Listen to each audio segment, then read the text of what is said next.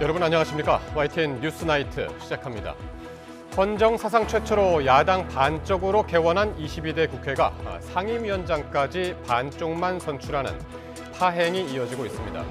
투표가 진행되는 동안 본회의장 밖에서 항의 시위를 이어간 국민의힘은 향후 국회 일정 전면 보이콧을 검토하고 있습니다.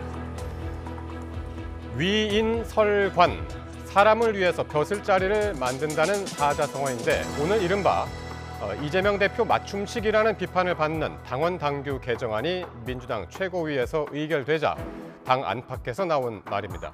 특정 사람을 위해서 법을 만들었다는 점잖지만 뼈가 있는 비판이죠. 잠시 뒤 포커스 나이트에서 짚어보겠습니다. 뉴스 나이트 먼저 주요 뉴스부터 전해드립니다. 오늘의 주요 뉴스입니다. 더불어민주당이 22대 국회 전반기 법제사법위원장을 비롯한 상임위원장 11명 선출을 강행하고 있습니다. 본회의에 불참한 국민의힘은 이재명 대표의 사법 리스크를 막기 위한 폭주라며 강하게 반발했고 우원식 국회의장 사퇴도 요구했습니다. 국민권익위원회가 김건희 여사의 명품 가방 수수 의혹과 관련해 김영란법 위반 사항이 없다며 사건을 종결했습니다. 청탁금지법에는 공직자 배우자의 제재 규정이 없다는 이유에서입니다. 우리 군의 대북 확성기 방송 재개에도 북한이 300개 넘는 오물풍선을 추가로 날려보냈습니다. 북한도 대남 방송용 확성기를 설치하는 모습이 포착됐는데 우리의 대북 확성기 설치에 대응하는 차원으로 보입니다. 동해 심해 가스전과 관련한 논란이 잇따르자 정부가 반박에 나선 가운데 계약 당시 액트지우사가 영업세를 체납한 사실은 몰랐다고 털어놨습니다. 정부는 동해 심해 광구를 재조정한 뒤 해외 자본 유치에도 적극 나설 것이라고 강조했습니다. 의료계가 오는 18일 전면 휴진을 예고한 가운데 관건은 의사들의 실제 참여율이 될 것으로 보입니다. 정부는 환자와 국민의 생명을 담보한 처사라며 강한 유감을 표하고 법적 대응까지 예고했습니다. 대구를 비롯한 영남 일부 지역의 낮 기온이 33도까지 오르면서 올해 첫 폭염특보가 발효됐습니다. 덥고 습한 날씨는 이번 주에 점점 심해져 주 후반에는 서울 낮 기온도 33도까지 치솟을 것으로 전망됩니다. 네, 22대 국회 전반기 원 구성을 위한 여야 협상이 끝내 결렬됐습니다. 더불어민주당은 법제사법위원장을 비롯한 상임위원장 11명 단독 선출에 들어갔고 국민의힘은 이재명 대표를 지키기 위한 의회 폭거라며 규탄 농성을 벌였습니다. 취재기자 연결합니다. 나혜인 기자. 네, 국회입니다. 예, 지금 상임위원장 선출을 위한 본회의가 지금 진행 중인 거죠? 네, 저녁 8시 50분쯤에 우원식 국회의장이 본회의장에 들어서면서 회의가 시작이 됐습니다. 더불어민주당 등 야당 의원들만 참석한 가운데 법제사법위원장과 운영위원장 등 상임위원장 11명을 뽑는 선거가 진행되고 있습니다. 모두 다수당인 민주당 의원들이 후보입니다. 본회의에 앞서 여야 원내대표는 우원식 국회의장 주재로 두 차례 협상을 벌였지만 끝내 접점을 찾지 못했습니다. 국민의힘 추경호 원내대표는 회동 뒤 기자들과 만나서 쟁점 상임이었던 법사위와 운영위, 과방위 가운데 운영위와 과방위원장 자리를 양보하는 절충안을 제시했다고 밝혔습니다. 최소한의 견제와 균형을 위해서 법사위만큼은 반드시 제2당이 맡아야 한다고 주장했지만 민주당은 이 마지막 협상안마저 의원총회 논의 끝에 단칼에 거절했다고 성토했습니다. 국정의 발목 잡기 그리고 대통령 흠집내기로 결국은 대통령 탄핵 정국을 기소하는 그 음모를 여실히 드러냈다. 우원식 국회의장은 되도록 여야 합의로 본회의를 열기 위해 기다렸지만 안타깝게도 상황 변동이 없었다며 관례가 국회법 위에 있을 수 없고 일하는 국회가 국민의 눈높이라는 걸 헤아려 달라고 말했습니다. 민주당 박찬대 원내대표 역시 대화와 타협을 통해 원구성 협상을 마무리하려 했지만 시한 안에 합의하지 못한 경우 국회법 절차대로 하는 게 민주주의 원리에 부합한다고 밝혔습니다. 의회 독재라고 말하는 것은 명백한 언어 도단입니다. 국회가 국회법을 무시하는 것이 비정상이고 국회가 국회법을 준수하는 것이 정상 아닙니까? 민주당은 쟁점 상임위인 법사위원장엔 사선 정청래 최고위원, 운영위원장엔 박찬대 원내대표, 또 과방위원장에는 재선 최민희 의원을 후보로 내세웠습니다. 여당이 끝내 원구성에 동참하지 않을 경우 4년 전 21대 국회 전반기처럼 18개 상임위 위원장을 전부 독식하는 방안도 배제하지 않고 있습니다. 여당 몫으로 비워둔 나머지 상임위원장 7명도 이번 주 안에는 선출을 해야 한다는 입장입니다. 예, 여당이 최종적으로 협상안을 제안했지만 거부를 당한 것 같은데 지금 그럼 여당은 앞으로 어떻게 대처를 한다는 건가요? 네, 일단 국민의힘 의원 전원은 우원식 의장이 임의로 배정한 11개 상임위 구성에 동의할 수 없다며 곧바로 상임위원 사임 요청서를 제출했습니다. 일체 협의가 없었던 상임위 강제 배정은 의회 폭거라며 본회의장 앞에 모여 규탄 농성을 벌였습니다. 여당은 민주당이 검찰과 법원을 담당하는 법사위를 포함한 주요 상임위를 독식하려는 건 이재명 대표의 사법 리스크를 막기 위한 방탄 전략이라고 보고 있습니다. 일단 당분간 국회 의사 일정을 전면 거부한 채 여론전에 집중하며 대응책을 모색할 것으로 보입니다. 당내에선 당 자체 특별위원회와 정부 간의 당정협의를 강화해서 상임위 밖에서 민생 현안에 대응하는 방안이 거론되고 있습니다. 또 동의 없이 여당 의원들을 상임위에 강제 배정한 것을 두고선 헌법재판을 청구하는 방안까지 열어두고 있습니다. 지금까지 국회에서 전해드렸습니다. 네, 국회 소식은 잠시 뒤 포커스 나이트에서 좀 더 자세히 짚어드리겠습니다. 우리 군은 어제 북한의 오물풍선에 대응해서 6년 만에 대북 확성기 방송을 재개했습니다. 그러자 북한은 지난 밤 사이 또 300개가 넘는 오물풍선을 추가로 살포를 했는데요. 군은 맞대응을 자제하면서 확성기를 가동하지 않았는데 이번에는 북한군이 대남 확성기를 설치하는 모습이 우리 군에 의해 포착됐습니다. 김문경 기자입니다. 대북 확성기 방송 재개 이후 북한이 추가로 날린 오물풍선은 310여 개. 확성기 방송을 6년 만에 재개했지만 군 당국은 북한의 추가 도발에도 방송을 이어가지 않았습니다. 전략적 판단에 따른 것이라는 게 그 이유입니다. 우리 군은 전략적, 작전적 상황에 따라서 융통성 있게 작전을 시행하고 있습니다. 또 여러 가지 상황을 고려해서 필요한 시간만큼 필요한 시간대에 작전을 하고 있고. 확성기 방송의 책임은 전적으로 북한의 행동에 달려있다고 해온 만큼 북한에 도발의 빌미를 주지 않겠다는 의지가 깔린 것으로 보입니다. 이런 가운데 북한군도 대남 방송용 확성기를 설치하는 모습이 우리 군에 포착됐습니다. 북한은 지난 2020년에도 대남 확성기를 설치하려다 김정은 위원장이 보류 결정을 내리는 등 확성기를 대북전단 맞대응 카드로 사용해왔습니다. 하지만 김여정 노동당 부부장이 거론한 새로운 대응이 대남 방송인지 여부는 확인되지 않았습니다. 북한이 우리 국민의 불안과 사회 혼란을 야기하려는 어떠한 시도도 용납할 수 없으며 북한은 우리의 정당한 대응을 도발의 명분으로 삼는 오판을 하지 않아야 할 것입니다.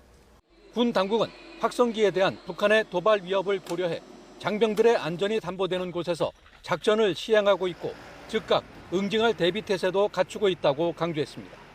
YTN 김문경입니다. 네, 이렇게 연이은 북한의 오물풍선 도발과 우리의 대북 확성기 방송 재개 등으로 접경 지역 긴장감이 커지고 있습니다. 특히 서북도서 지역에서 군사훈련이 재개될 수 있다는 소식도 들리는데요. 현장에 취재기자가 나가 있습니다. 양동훈 기자. 네, 연평도에 나와 있습니다. 예, 최근 계속 남북 갈등이 이어지고 있는데 서북도서 주민들 분위기 어떻습니까? 네, 지금 제 뒤로 보이는 곳이 연평면사무소와 학교 등이 있는 마을입니다. 지금은 늦은 밤이라 마을 전체가 조용한 모습인데요. 특히 짙은 안개가 섬 전체에 내려앉으면서 전반적으로 차분한 분위기까지 느껴지고 있습니다. 저희가 오늘 현장에서 만났던 연평도 주민들은 크게 동요하는 분위기는 아니었습니다. 평소와 큰 차이 없이 생업을 이어가고 있었고 평화롭게 마을을 지나다니는 가족들도 볼 수 있었습니다. 다만 북한의 연이은 도발과 우리 군의 맞대응 소식에 긴장감은 엿보였습니다. 만일 북한에서 더 강한 도발을 하거나 우리 군이 포사격 훈련을 재개하게 된다면 연평도 주민들은 모두 대피소로 이동해야 합니다. 연평도 곳곳에 있는 대피소는 각각 수백 명을 수용할 수 있고 2주에서 3주 정도 버틸 수 있는 식량도 보유하고 있습니다. 하지만 고령 주민이 많은 연평도에서는 이동 자체가 부담입니다. 특히 꽃게잡이가 한창인 지금 대피소로 이동해야 하는 일이 벌어진다면 조업에도 영향을 줄 수밖에 없습니다. 북한에서 오물풍선을 계속 날려보내고 탈북 단체들이 북한으로 대북 전단을 보내는 데다 우리 군도 대북 확성기 방송을 재개한 상황이죠. 특히 9.19 군사합의 이후 중단됐던 서북도서 해병부대의 K9 자주포 정례 사격훈련이 조만간 재개될 거로 보입니다. 또 육군의 군사분계선 주변 사격훈련과 NLL 근처 해군 함정들의 기동훈련, 사격훈련도 시작될 거로 보여 접경지역 주민들의 불안이 점점 커질 전망입니다. 지금까지 연평도에서 YTN 양동훈입니다. 대구를 비롯한 영남 일부 지역의 낮 기온이 33도까지 오르면서 올해 첫 폭염특보가 발효됐습니다. 도심 속 사람들은 햇볕을 피해 그늘로, 또 수확에 나선 농민들은 물을 연신 들이키며 더위를 달랬습니다. 이윤재 기자가 전해드립니다. 강렬한 햇볕이 내리쬐는 아스팔트, 아지랑이가 피어오른 도로가 일렁입니다. 거리를 걷는 사람은 스마트폰으로 햇볕을 가려보고 손 선풍기로 때이른 무더위를 달래봅니다. 얼음 가득한 음료를 삼켜보지만 흐르는 땀을 식히기엔 부족합니다. 집에만 있으니까 너무 덥고 찝찝하고 해서 밖에 나와서 힐링도 하고 놀고 있는데 밖에 오니까 햇볕도 너무 뜨겁고 직사광선이라서 등이 자꾸 타요. 폭염 소식에 철새도래지로 유명한 창녕 우포늪을 찾는 방문객 발길도 뚝 끊겼습니다. 새들도 더위에 지친 듯 움직임 없이 자리만 지킵니다. 그늘 한 점 없는 밭에는 일꾼들이 양파 뽑기에 여념이 없습니다. 선풍기가 달린 작업복에 물까지 연신 마셔보지만 타는 듯한 뙤약볕에 수확은 더디기만 합니다. 너무 더워가지고 작업자들도 힘들어하고 일 능률이 안 오릅니다. 양파 수확 지금 보시다시피 하고 있는데 이게 지금 작업이 빨리 안 돼요. 빨리 안 되고 더우니까 계속 물 마셔야 되고. 영남 일부 지역에 올해 첫 폭염주의보가 내려진 가운데 경북 경주 기온이 34.2도를 기록했습니다. 또 대구와 경남 합천, 경북 구미 기온이 33도를 웃돌았습니다. 기상청은 당분간 한여름 같은 무더위가 이어질 거로 예보했습니다. 폭염특보가 내려지면 물을 많이 마시고 격렬한 야외 활동은 자제하는 등 건강관리에 주의해야 합니다. YTN 이윤재입니다. 오늘 경북 지역에 이른 폭염의 원인은 더운 남서풍의 지형 효과가 더해진 것이 원인이었습니다.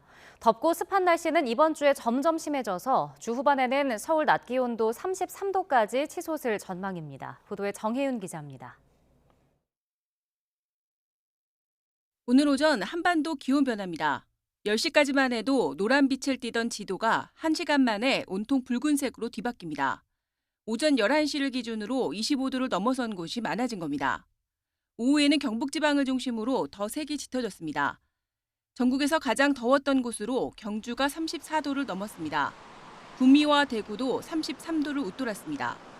이틀 이상 체감 온도가 33도 이상 치솟을 것으로 예상되면서 대구와 울산 등 영남 8개 지역에 올여름 첫 폭염주의보가 내려졌습니다. 지난해보다 약 일주일 빠른 폭염특보입니다. 서울과 그 밖의 지역도 특보는 내려지지 않았지만 31도를 웃돌며 더운 날씨가 이어졌습니다. 이동성 고기압의 영향으로 하늘이 맑은 상태에서 햇볕이 강해 기온이 상승하였고 여기에 고온의 남서풍이 유입되어 매우 더웠습니다. 특히 대구와 경북 지역은 지형 효과까지 더해지면서 폭염특보가 발표되었습니다. 이른 더위는 주 후반으로 갈수록 점점 더 심해지겠습니다. 대구 낮 기온이 주 후반 34도까지 치솟는 등 영남 지역은 당분간 폭염의 기세가 점차 강해지겠습니다. 특히 서울도 점점 더워져 금요일에는 기온이 33도까지 치솟을 전망입니다. 영남뿐 아니라 수도권에도 올여름 첫 폭염특보가 내려질 가능성이 있습니다. 울산과학기술원 폭염연구센터는 올해 장마 전부터 폭염이 발생하고 7월과 8월에는 33도를 웃도는 폭염과 열대야가 평년 수준보다 더 많이 나타날 것으로 전망했습니다. YTN 정혜윤입니다. 대한의사협회 대규모 집단 휴진 선언에 대해 정부가 법적 대응을 예고했습니다. 정부는 개원위에 대한 진료 명령과 함께 의협에 대해서는 공정거래법 위반 여부를 검토하겠다고 밝혔습니다. 보도에 염혜원 기자입니다. 정부는 대한의협의 집단 휴진 선언에 대해 환자와 국민의 생명을 담보로 한 처사라며 강한 유감을 표시했습니다. 그러면서 개원의와 의협에 대한 법적 조치를 시사했습니다. 개원위에 대한 진료 명령과 휴진 신고 명령을 내립니다. 또한 집단 행동을 유도하고 있는 의사협회에 대해서는 공정거래법 위반 여부의 법적 검토에 착수하겠습니다. 정부는 각 개원의에게 오는 18일 진료하라는 명령을 내리고 휴진을 계획한 병원은 13일까지 신고하라고 요구했습니다. 또 당일 개원의 참여율이 30%를 넘을 경우 업무 개시 명령을 내리고 불이행 시 전수조사를 통해 행정처분을 내릴 계획입니다. 30%를 넘게 되는 경우는 그 현장에 가서 진료 명령 등 불이행이라든지 업무 개시 명령 불이행 이런 것들을 가서 확인을 해서 행정처분하고 정부는 진료 명령을 어길 경우 업무 정지 15일, 1년 이내에 의사면허 자격 정지를 할 수 있고 업무 개시 명령을 불이행한 경우엔 여기에 더해 3년 이하의 징역 혹은 3천만 원 이하의 벌금 처분이 내려질 수 있다고 경고했습니다. 집단 휴진을 주도하는 대한의사협회에 대해선 공정거래법 위반 여부를 검토하고 있습니다. 의협이 회원들의 집단 휴진을 강제했는지가 핵심인데 앞서 같은 조항이 적용됐던 지난 2000년 의학 분업 당시에는 대법원이 공정위의 손을 들어줬지만 2014년에는 의협이 승소해 처분을 받지 않았습니다. 정부는 대학병원의 경우 전례로 봤을 때 참여율이 높지 않을 것으로 전망했습니다. 다만 오는 17일부터 전면 휴진에 돌입할 서울대병원 교수 비대위와 소통하고 있다며 이른 시일 안에 사태 해결을 위한 실무적 준비를 하고 있다고 밝혔습니다. YTN 염혜원입니다. 의료계는 정부의 법적 대응 방침을 두고 협박하면 모든 문제가 해결되는 것이냐며 강하게 반발하고 있습니다. 휴진은 예정대로 진행한다는 계획인데 사회 각층의 비판을 뚫고 얼마나 많은 의사가 휴진에 동참할지가 관건입니다. 보도에 김주영 기자입니다. 집단 휴진에 대한 정부의 법적 대응 발표에 의사들은 곧바로 반발했습니다. 특히 진료 명령과 휴진 신고 명령의 대상인 개원위 측은 정부의 대응책을 협박, 억압이라고 비판했습니다. 김동석 대한개원의협의회 회장은 정부의 행보를 예상했었다며 개원이들이 격앙돼 있는 만큼 휴진에 다수 참여할 것 같다고 내다봤습니다. 대한의사협회도 예정된 집단행동에 변동은 없을 것이라고 못 박았습니다. 우리는 작금의 의료농단 사태를 바로잡아 대한민국 의료가 올바로 세워질 때까지 결코 총력투쟁을 멈추지 않을 것이다. 하지만 사회 각계에서는 의협보다 정부에 힘을 실어주는 목소리가 큽니다. 환자단체들은 의사들의 집단 휴진이 극단적 이기주의라며 정부의 처벌을 요구했습니다. 병원 노조들은 환자의 생명을 담보로 하는 휴진이라고 규정하며 명분이 없는 만큼 철회해야 한다고 주장했습니다. 서울대 총장과 서울대 교수회도 현장을 지켜달라며 서울대 의대, 서울대병원 교수들에게 휴진 보류를 요청했습니다. 상황이 이렇다 보니 의료계 내부에서는 휴진 참여율을 높이기 위해 힘을 쏟는 분위기입니다. 의협 지도부는 SNS에 글을 올려 처벌은 자신이 받을 테니 동참해달라며 휴진 독려에 나섰습니다. 양보 없는 의정 갈등 속에 정부의 강경책이 의사들의 의지를 꺾을지 반대로 자극하게 될지 아직은 쉽게 예측하기 어려운 상황입니다. YTN 김주영입니다. 국민권익위원회가 지난해 시민단체의 공익신고를 받고 김건희 여사의 명품 가방 수수 의혹 관련 조사를 진행해 왔는데요. 법 위반 사항이 없다면서 오늘 종결 결정을 내렸습니다. 청탁금지법에는 공직자의 배우자에 대한 제재 규정이 없다는 이유를 들었습니다. 김대겸 기자의 보도입니다. 지난해 12월 참여연대는 이른바 명품 가방 수수 의혹을 밝혀달라며 국민권익위에 김건희 여사와 윤 대통령, 최재형 목사 등 3명을 신고했습니다. 청탁금지법 등을 위반한 의혹이 있으니 이를 조사해달라는 겁니다. 그로부터 6개월 뒤 권익위가 최종 조사 결과를 발표했습니다. 권익위는 대통령 배우자인 김 여사에 대해선 청탁금지법상 제재 규정이 없어 사건을 종결하기로 했다고 밝혔습니다. 이어 윤 대통령과 명품 가방을 제공한 최재형 목사 등을 둘러싼 나머지 의혹에 대해서도 논의했지만 새로운 증거가 없고 법 위반을 확인할 수 없는 점 등을 고려해 조사를 끝내기로 했다고 덧붙였습니다.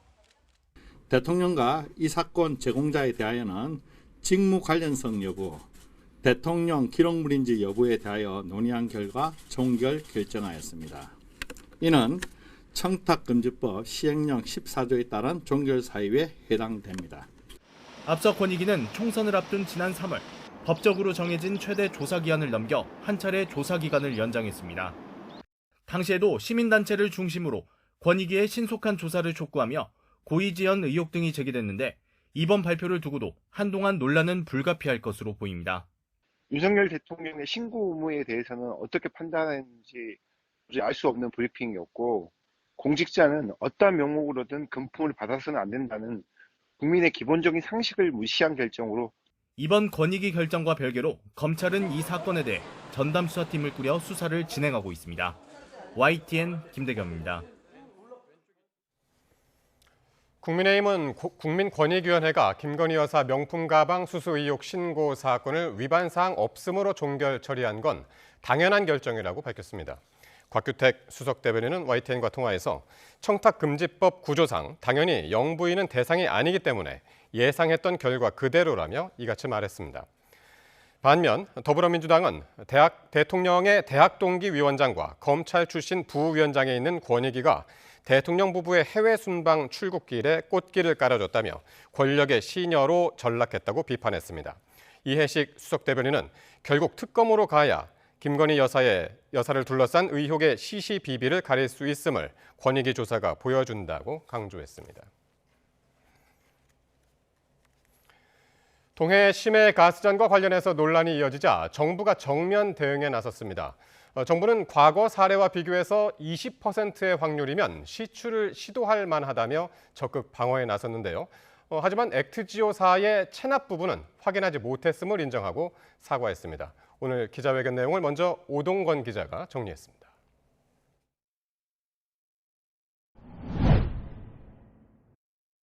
탐사 성공률 20%는 과연 높은 것일까?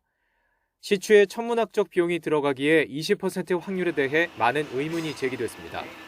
정부는 각 광구마다 다른 방법을 적용해 확률을 계산해왔던 만큼 1대1 비교는 어렵다고 먼저 선을 그으면서도 시추를 시도할 만한 수준이라고 못 박았습니다. 그 20%의 성공률이면은 사실은 그 개별 팩터 요인을 봤을 때는 그 성공률이 높다라는 취지로 이제 말씀을 드린 거고요. 더군다나 저희가 그 기존에 축적돼 있던 자료들을 종합적으로 분석을 했기 때문에 충분히 시추할 만한 수준이라는 말씀을 드리겠습니다. 금세기 최대 심해 유전인 가이아나 유전도 같은 계산법으로 16%에 불과했음을 다시 한번 강조했습니다.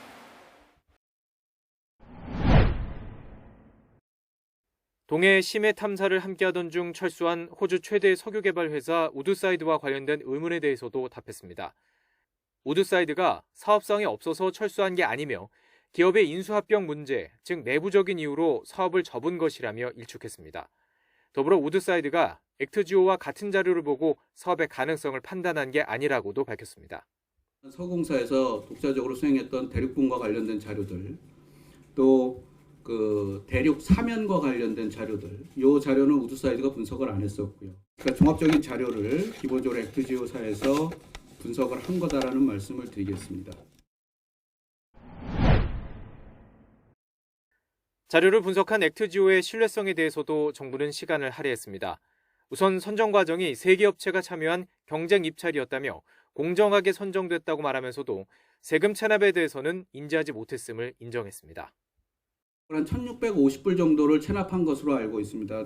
그래서 그 부분에 있어서는 사실은 정확히 다 확인을 못했다라는 점에 있어서는 서공사에서 그 부분까지 놓친 거에 대해서는 그 아주 완벽하게 잘하지 못했다라는 점에서는 죄송하다는 말씀을 드리지만 계약 자체에 대해서는 그 법인격이 살아있기 때문에 큰 문제는 없었던 것으로 보이고요.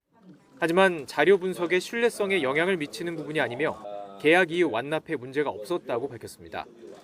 또 탄화수소를 발견하지 못한 리스크가 있다는 아브레우 고문의 발언은 이번에 도출된 유망구조 이야기가 아니라며 과거 다른 시추 과정을 의미한 것이고 통역 과정에서의 오류였다고 말했습니다. YTN 오동건입니다.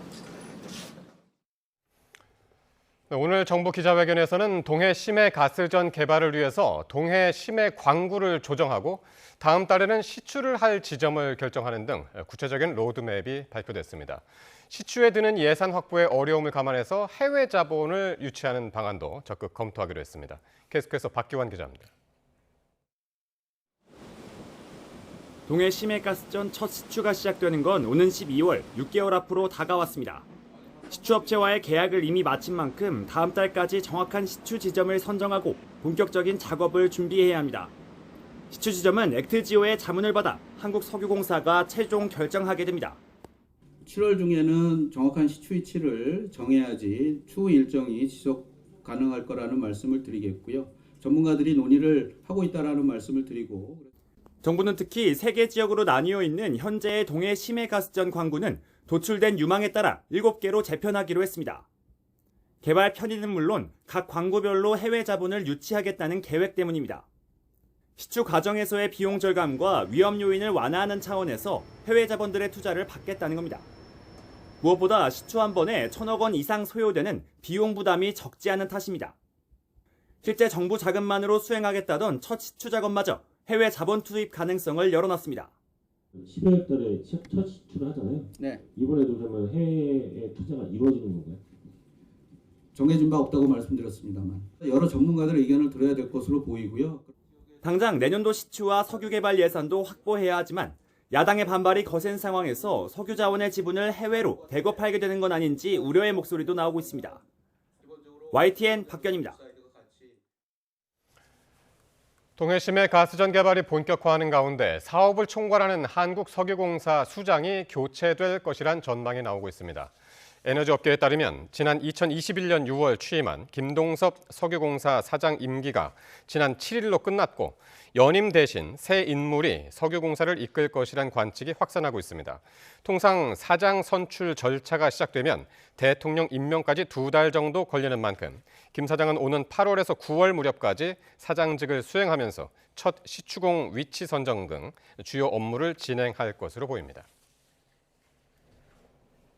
블라디미르 푸틴 러시아 대통령이 이르면 이달 안에 북한을 방문할 것이란 관측이 나왔습니다. 푸틴 대통령의 방북이 이루어질 경우 무려 24년 만인데 북한과 새로운 조약을 체결할지에 관심이 모아지고 있습니다. 권영희 기자가 보도합니다. 푸틴 러시아 대통령의 방북에 대한 소식이 갈수록 구체화되고 있습니다. 러시아 매체 베도모스티는 외교 소식통을 인용해 푸틴 대통령이 앞으로 몇 주 안에 북한과 베트남을 방문할 것이라고 보도했습니다. 그러면서 북한 주재 러시아 대사의 발언도 소개했습니다. 알렉산더 마체고라 대사는 푸틴 대통령의 평양 방문이 이루어질 것이며 현재 적극적으로 준비하고 있다고 밝혔습니다. 소식통들은 이르면 6월 중에 북한을 먼저 방문하고 곧바로 베트남을 찾을 것으로 내다봤습니다. 이번 방문에서 가장 큰 관심사는 북한과 러시아가 새로운 조약을 체결할지 여부입니다. 현재 두 나라는 우호 설린 조약을 맺고 있는데 새로운 조약을 체결한다면 더 강력한 내용이 될 가능성이 큽니다. 유사시 자동 군사 기입 조항까지는 아니어도 군사 협력을 강화하는 내용이 될 것으로 보입니다. 북한과 러시아는 우크라이나 전쟁을 계기로 이미 상당한 군사 협력 체제를 갖춘 것으로 분석됩니다. 여기에 관광 분야를 필두로 무역과 경제 관계 회복도 본격적으로 논의될 전망입니다. 크렘린궁은 지난달 말 푸틴 대통령의 북한 방문이 준비되고 있다면서 방북 일정은 적절할 때 발표하겠다고 밝혔습니다. 지난 1월에는 최선희 북한 외무상이 러시아를 방문해 푸틴 대통령의 방북 문제를 논의했습니다. 이 때문에 조만간 양측의 최종 조율을 거친 공식 방북 발표가 있을 것으로 예상됩니다. 푸틴 대통령이 방북하면 김정일 국방위원장이 집권하던 2000년 7월 이후 24년 만에 다시 북한을 방문하게 됩니다. YTN 권영입니다. 외교부가 러시아 측이 푸틴 대통령의 방북 준비 동향을 발표해봤다며 관련 동향을 예의주시하고 있다고 밝혔습니다. 이어 한러 간에는 한반도 문제 관련 소통을 유지하고 있다며 구체적인 협의 내용은 밝히기 어렵다고 덧붙였습니다. 아울러 러북 간 교류 협력은 유엔 안보리 결의를 준수하는 가운데 한반도 평화와 안정에 기여하는 방향으로 이루어져야 한다고 강조했습니다. 지난 2004년 경남 밀양 여중생 성폭행 사건 가해자들의 신상을 공개한 유튜버에 대한 고소와 진정이 이어지고 있습니다. 경찰청 고위 관계자는 오늘 기자간담회에서 지난 5일부터 사흘 동안 가해자 신상 공개 유튜버에 대한 고소가 3건, 관련 진정이 13건 접수됐다고 밝혔습니다. 그러면서 가해자가 아닌데도 신상이 공개되거나 여자친구가 아닌데도 잘못 지목당했다며 명예훼손으로 고소한 경우 등이 있다고 설명했습니다. 육군 훈련병 사망 사건과 관련해 경찰이 얼차려 지시를 내린 지휘관 2명을 입건했습니다. 앞서 해당 중대장을 살인죄와 상해치사죄 등으로 처벌해달라는 고발장이 접수됐지만 경찰은 살인의 고의성이 있다고 보지는 않았습니다. 보도에 홍성욱 기자입니다. 강원경찰청이 군수사대로부터 육군 훈련병 사망 사건을 이첩받은 건 지난달 28일. 해당 훈련병이 숨진 지 사흘 만이었습니다. 숨진 훈련병은 완전 군장 상태에서 구보와 팔굽혀펴기, 선착순 달리기 등 규정을 위반한 군기 훈련, 즉 얼차려를 받은 것으로 알려졌습니다. 사망 사건이 발생한 지 보름이 넘은 가운데 경찰은 군기 훈련을 지시한 중대장 A대위와 B중위를 피의자로 전환했습니다. 혐의는 업무상 과실치사와 직권남용, 가혹행위. 앞서 해당 중대장을 살인과 상해치사죄 등으로 처벌해달라는 고발이 잇따랐지만 경찰은 살인의 고의성이 있다고 보지는 않았습니다. 고향으로 돌아갔던 중대장이 최근 부대에 복귀한 것으로 전해진 가운데 경찰은 이들에게 소환조사 출석을 통보했다고 밝혔습니다. 다만 구체적인 소환 조사 시기와 장소는 밝히지 않았습니다. 경찰 수사와 별개로 해당 사건 재발 방지를 위한 국회 국민동의 청원도 시작됐습니다. 청원인은 훈련병 사망 원인은 규정 위반 가혹행위라며 이를 막을 수 있는 법을 만들어야 한다고 밝혔습니다. 특히 상급자 명령이 법과 규정 위에 있는 것을 군대 내에서 여전히 용인하고 있는 것이 사건 발생 배경이라고 지적했습니다. 해당 청원은 사흘 만에 2만 6천 명 이상이 동의했습니다. 국민동의 청원은 5만 명 이상 동의를 얻으면 국회에서 관련 법안을 만드는 방안을 논의해야 합니다. YTN 홍석입니다.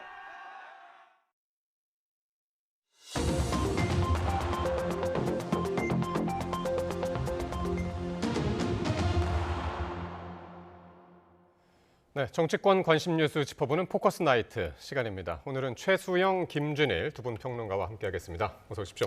안녕하세요. 네. 자, 민주당이 오늘 국회 본회의에서 총 18명 중에 11명의 상임위원장 선출을 지금 강행하고 있습니다. 투표는 끝났고 지금 검표 중인 상황인데 관련 발언 먼저 듣고 이야기 나누겠습니다. 여당 소속 의원들의 불참 속에서 오늘 본회의를 열게 되는 것은 국회의장으로서 매우 아쉬운 일입니다. 관례를 존중해달라는 말씀도 잘 알고 있습니다. 하지만 이 관례가 국회법 위에 있을 수 없고 일하는 국회라는 절대적 사명에 앞설 수 없다는 것이 국민의 눈높이라는 점을 깊이 헤아려 주시기 바랍니다. 한시라도 빨리 국회를 열어 민생을 점검하고 정부와 함께 지원 대책을 논의하는 것이 국민에 대한 도리입니다. 마지막까지 협상안을 저희들이 고심 끝에 제안을 했음에도 불구하고 역시 민주당은 기승전 이재명 대표 방탄 살리기, 언론 방송 장악 여기에 혈안이 돼 있고 또 국정 발목 잡기, 대통령 흠집 내기로 결국은 대통령 탄핵 정국을 기소하는 음모를 여실히 드러냈다 보입니다. 민주당 대변인처럼 일관되게 민주당 편을 들고 계신 우원식 국회의장에게 심심한 유감의 뜻을 다시 한번 표합니다. 네, 밤늦게까지 지금 본회의장 불이 꺼지지 않고 있습니다. 결국 민주당의 뜻대로 11개 상임위원장이 단독으로 지금 선출되고 있는 그 과정 중에 있는데요. 22대 국회 개원에 이어서 원구성도 지금 반쪽으로 선출되고 있는 것 같아요. 그렇습니다. 그러니까 네. 지금 여야가 맞서는 상황을 놓고 보면은 네. 국회법을 든 규정과 네. 규정과 그다음에 국회 관행이 팽팽하게 맞서고 있는 겁니다. 국회법 41조는 이렇게 정의하고 있죠. 총선 후 첫 집회일로부터 3일 이내에 상임위 의장을 선출해야 한다. 그러니까 네. 5일 날 회의했으니까 7일 날 열어야 되는데 네. 7일이 주말을 끼니까 이제 10일이 된 거죠. 그러니까 민주당은 10일을 넘길 수 없다는 게 이제 입장인 것 같고 예. 국민의힘은 그거는 관례 또한 일종의 관습법의 일종인데 그렇다면 최소한 민주당이 얘기하는 다수결 또한 그것이 법에 있는 것이 아니라 민주주의 네. 그냥 가치 중에 하나인데 그걸 수단으로서 그렇게 밀어붙일 수 있느냐 지금 이런 얘기거든요. 네. 근데 팽팽히 부딪히고 있는데 이걸 중재해야 하는 이제 국회의장은 국회법을 손에 들어준 거죠. 10일까지 데드라인을 이제 지키라고 한 건데 예. 저는 그럼에도 불구하고 국회는 어찌됐건 그래도 우리가 뭐 일종의 협치의 공간이고 그다음에 이게 예. 사실 양당이 거기서 이제 조율을 해 나가서 마크 협상하는 공간인데 딱 데드라인 정해놓고 더 이상은 안 된다고 하는 게 과연 옳은 것인지 예. 저는 국회가 그동안 관행을 지켜왔던 것도 그 나름의 이유가 있었다고 저는 생각을 하는데 네. 그렇다면 최소한 일정 시간 정도라도 조금 더 숙려와 절충의 시간을 국회의장이 조금 갖는 건 어땠을까? 이렇게 정말 데드라인을 끝까지 지키는 게 과연 옳은 민주주의 방식이었던가? 네. 저도 좀 의문이 듭니다. 지금 화면은 지금 현재 이 시간에 이제 국회 본회의장 모습인데 일단은 11개 상임위 위원장에 대한 투표는 모두 끝났고요. 네. 지금 이제 검표가 진행 중인 상황입니다. 뭐 이렇게 이제 검표가 진행 중이더라도 일단은 통과된다고 보는 게 맞겠죠. 뭐 국민의힘이 다 불참을 한 상황인데 통과가 안 되는 게 이상한 거죠. 무슨 뭐 반란표가 지금 나올 만한 상황도 아닌 거고. 그러니까요. 그래서 뭐 이제 자연스럽게 이제 임명이 될 것 같습니다. 저는 예. 뭐 최수영 평론가께서 말씀하신 그 취지에 대해서는 10분 공감을 하는 바예요. 다만 이제 그럼 협상 시간이 더 길어지면은 뭔가 협상이 될 가능성이 있을 것인가에 대해서는 네. 굉장히 회의적입니다. 그러니까 법사위, 운영위, 뭐 이렇게 과방이나 뭐 이런 데들을 민주당에서는 절대 내줄 수 없다. 뭐 이렇게 예. 이제 얘기를 하고 있는 상황에서는 강대강으로 부딪히면은 사실은 이제 뭐 가능성이 없으니. 그러니까 뭐 이제 과거의 사례들을 보면은 평균 41.7일 정도 걸렸더라고요. 네. 그러니까 한 달이 좀 더 걸리고 이제 한 달하고도 열흘 정도 더 걸렸는데 의미가 없다라고 뭐 민주당 쪽에서나 우원식 의원 쪽이나 좀 판단한 것 같고 아무래도 예. 강성 지지자들의 목소리들 이런 예. 것들도 좀 어느 정도 의식을 하지 않았나 그렇게 보여집니다. 예. 그런데 이제 앞서서 오늘 한 두 차례 지금 국회의장 주재로 해가지고 원내 지도부가 만나지 않았었습니까? 거기서 추경호 원내대표 얘기를 들어보니까 일단 운영위하고 과방위를 양보하는 것을 제안했는데 네. 그러니까 법사위만 그렇죠. 국민의힘에서 네, 가져오고 그게 받아들여지지 않았던 것 같습니다. 그러니까 저도 그게 안타까운 게 사실은 예. 우리가 이제 일당이 이제 그 국회의장 갖는 건 이제 관행이 됐으니까 그럼 민주당이 갖는 건 그건 당연한 거고 그렇게 되면 이제 법사위원장은 그동안 쭉 그 야당이 아니까 일당이 아닌 2당이 가져왔고 그다음에 네. 운영위는 대통령실을 상대하는 상임이니까 여당이 여당이 갖고 와. 이게 관행이었고 민주당도 실제로 16대 17대 국회 야당일 때 그렇게 주장을 했어요. 그러니까 그 당시는 맞고 지금은 틀리다. 이 얘기는 성립이 안 되는 거죠. 근데 그럼에도 불구하고 국민의힘은 오케이 그러면 우리가 운영위하고 과방이 다 양보할 테니까 법사위만큼은 왜냐하면 그게 민주주의 정신이 뭐냐면 일당의 독주를 막기 위해서 최소한의 제어 장치를 두겠다라는 게 그게 법사위를 제2당을 주는 정신이거든요. 네. 그런 측면에서 그거는 매우 타당한 또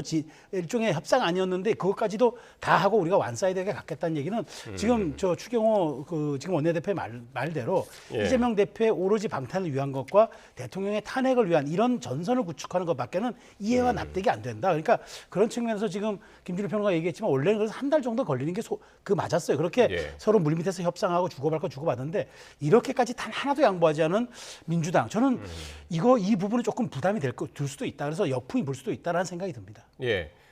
지금 투표를 하고 있는 와중에 일단 법사위원장은 민주당에서 정청래 최고위원을 지금 후보로 내세웠었고요. 운영위원장은 뭐 대대로 뭐 보통 원내대표가 했으니까 박찬도 원내대표. 그리고 과방위원장은 최민희 의원을 이제 후보로 해가지고 지금 이제 투표를 하고 있는데 어떻게 보십니까 이 명단은?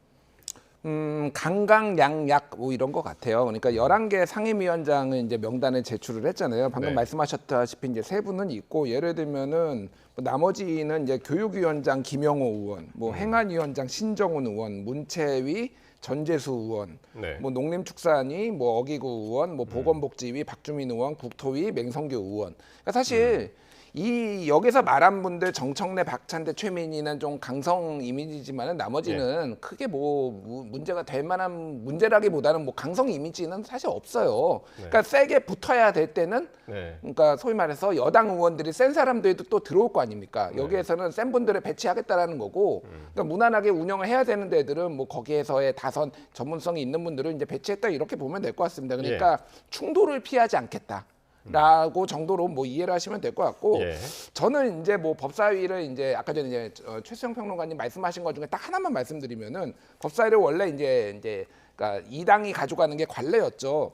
근데 다만 제가 좀 이게 왜 이게 설득력이 좀 더 있으려면은 사실은 그냥 관례만 얘기하는 게 아니라 좀 더 왜 법사위를 가져와야 되는지 좀 설득력이 있어야 돼요. 왜 그러냐면은 이렇게 일종의 민주당이 독주를 한다라는 이런 비판이 있음에도 불구하고 생각보다 이게 여론의 역풍이 없는 이유는 결과적으로 보면은 법사위를 가져오려는 것 자체가 대통령에 대한 방탄 아니냐 쉽게 얘기를 하면 이재명 방탄이 아니라 그러니까 뭐 최상병 특검이나 김건희 여사 특검법을 법사위를 국민의힘이 가져옴으로써 지연시키려는 거 아니냐라는 이제 의심이 드는 거거든요. 그거에 대해서 좀 설득력 있게 국민들을 이렇게 납득시키지 못하니까 민주당이 독주를 한다라고 하더라도 별로 역풍이 없는 거예요. 그러니까 그 부분을 좀 국민의힘이 좀 고민을 해야 되지 않을까 그 생각이 듭니다.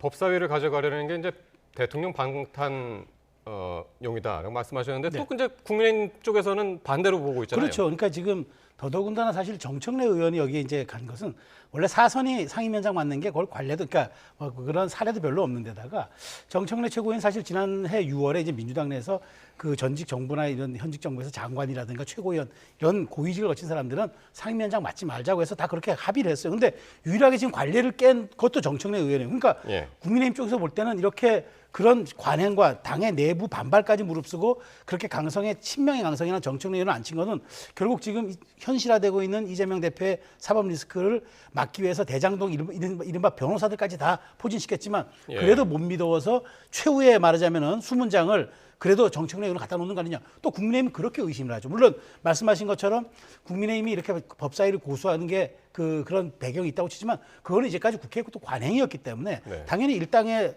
독주를 제어할 수 있는 제도적 장치는 법사위원장이 게이트키퍼를 한 게 맞습니다. 그렇기 때문에 저는 이 논란이 있다면 저는 최소한 법사위원장은 국민의힘 주고 운영위하고 가방에는 민주당이 가져가는 안도 저는 괜찮은 안이었는데 그럼에도 불구하고 이렇게 원사이드하게 독식하는 것은 단 하나의 우리가 말하자면은 변수나 그런 어떤 허점도 허락하지 않겠다라는 민주당의 그런 어떤 어떤 항전의 의지로 보여서 저는 과연 이게 제1당의 모습이 맞는가라는 생각이 자꾸 드는 거죠. 일단은 지금 총 18개 상임위원장 자리 중에서 11개에 대해서 지금 투표를 하고 지금 선출을 하는 과정에 있고 민주당이 이제 여당 몫으로 비워뒀죠. 나머지 7개를. 근데 만약에 끝까지 국민의힘에서 제출을 안 하면 명단 제출 안 하면 이번 주 안에 이것마저도 이제 선출한다는 입장인데 이렇게 되면은 이제 민주당이 18개를 다 이제 독식한다는 역풍이 불지 않을까요? 어떻게 보십니까? 뭐 그럴 가능성을 배제할 수 없는데 이제 2020년 그러니까 21대 전반기 때 그렇게 18개를 가져왔잖아요. 그리고 이제 뭐 역풍이 뭐 불었다라고 저는 봅니다. 근데 그때하고는 상황이 좀 다른 것 같아요. 근데 그때는 민주당이 180석 이제 민주당이 180석 압승을 하고 하지만은 당시에는 그러니까 문재인 정부였어 그러니까 행정부 권력과 입법부 권력을 다 가져간다라는 이런 큰 이제 권력을 독점한다라는 부담감이 있었다라고 한다라면은 지금은 어쨌든 윤석열 정부가 굉장히 강하게 뭐 이제 야당의 표현으로 폭주하고 있잖아요. 이거를 맞서기 위해서는 입법부 권력도 강해야 된다라는 게 굉장히 많은 국민들의 지난번 총선의 결과였고 지금의 이제 분위기인 것 같습니다. 그래서 그때만큼 이게 역풍이 불 것인가에 대해서는 굉장히 좀 의문이고 쉽게 얘기를 하면은 뭐 최상병 특검, 김건희 특검 여론조사 높잖아요 지금. 그거 빨리 하라라는 거거든요. 근데 이제 법사위 내주면은 최소한 패스트트랙 태워도 90일은 법사위에서 계류를 해야 되는 거예요. 그러면 법사위원장이 넘기지 않으면 그런 거 이제 못 보겠다라는 거죠. 그러니까 그런 식으로 이제 생각을 하면은 글쎄 뭐 앞으로는 모르겠지만 당장에 역풍이 불 거라고 저는 생각하지는 않습니다. 근데 저는 좀 생각이 조금 다른 게 역풍이 불지 않을 가능성도 있긴 하지만 저는 과거의 사례가 우리가 역사로부터 배우는 게 뭡니까? 당시 민주당이 이제 여당이면서 그렇게 다 모든 상임위원장 독식했잖아요. 그래서 그때 어디에서 말하자면 항복선언을 했냐면은 4.21 서울시장 재보궐선거에서 참패하면서 그 법사위 모든 상임위원장을 내려놓고 다시 재협상을 합니다. 그래서 그 당시에 이제 국민의힘이 다시 이제 절반 가까이 가져가게 됩니다. 그러니까 그렇게 민심의 심판을 받고 나서야 이제 민주당이 이렇게 양보를 했는데, 그래 이번에는 여당은 국민의힘이고 그다음에 예. 야당은 이제 그 민주당이기 때문에 네. 말씀하신 것처럼 우리가 이번에는 견제를 해야 되겠다는 논리는 있을 수 있으나 그럼에도 불구하고 국민의힘이 법사위 하나 주고 나머지는 다 가져가라고 했는데도 불구하고 예. 그 양보마저도 받지 않았다는 점은 저는 민주당이 이건 두고두고 부담으로 작용할 수밖에 없다라는 예. 말씀 드린 겁니다. 예. 근데 여당 국민의힘은 지금 상임위 활동 등 전면 보이콧, 의사일정 전면 보이콧을 검토하고 나섰는데 상임위 보이콧도 21대에 그렇게 했었던 것이죠. 했었죠. 예. 근데 네. 이제 그때는 야당이었었고 네. 지금은 이제 여당인데 네. 그렇게 하면 대책은 뭐가 있을까요? 그래서 이제 14개 특위를 만든 겁니다. 이제 예. 각 상임위에 준하는 특별위원회를 만들어서 예. 정부가 직접 하겠다. 여당이니까 네. 정부가 정부가 직접 이제 말하자면 당정 협의 차원에 이제 그 정책 협의를 할 수 있잖아요. 그래서 필요한 걸 우리가 시행령으로 해가지고 정책을 만들고 민생을 챙기겠다고 얘기하는데, 근데 제가 보기에 이 고민이 여기가 이게 아니라 다른 데 네. 있어요. 왜냐하면 민주당이 원구성한 다음에 일종의 최혜병 특검법과 그다음에 김건희 특검법을 본회의에서 야권 129석이 단독으로 밀어붙인다. 그러면은 표결에 참여를 해야 돼요. 왜냐하면 참여하지 않으면 우리 지난번에 얘기했던 것처럼 모수가 낮아지기 때문에 네네네네. 거부권 하면 다시 통과됩니다. 그렇게 된다 그러면은 지금 이렇게까지 질을 장외해서 이른바 그 특위 정치만을 통해서 방어하기에는 조금 한계가 있다. 그러니까 국민의힘도 어디까지 말하자면 선택과 집중을 통해서 특위 정치까지 가져가지만 어느 시점에 야당이 이제 특검법을 고리로 한 공세가 나올 때는 어떻게 원내에 들어가서 또 다시 또 협상하거나 아니면은 그 전선 형성할 것인지, 이걸 원내 지도부가 전략적 고민할 타이밍에 와 있다는 게 아마 고민일 겁니다. 예. 어쨌든 지금 15개 특위를 이제 네, 구성한다고 그렇죠. 이제 네. 그랬는데 이게 보니까 종합부동산세를 비롯해서 세제 개편 같은 경우 이게 이제 시행령으로 가능하다고 그래요. 근데 이제 이게 한계도 있을 거고 이걸로 이제 쭉 끝까지 갈 수 있는 건 아니잖아요.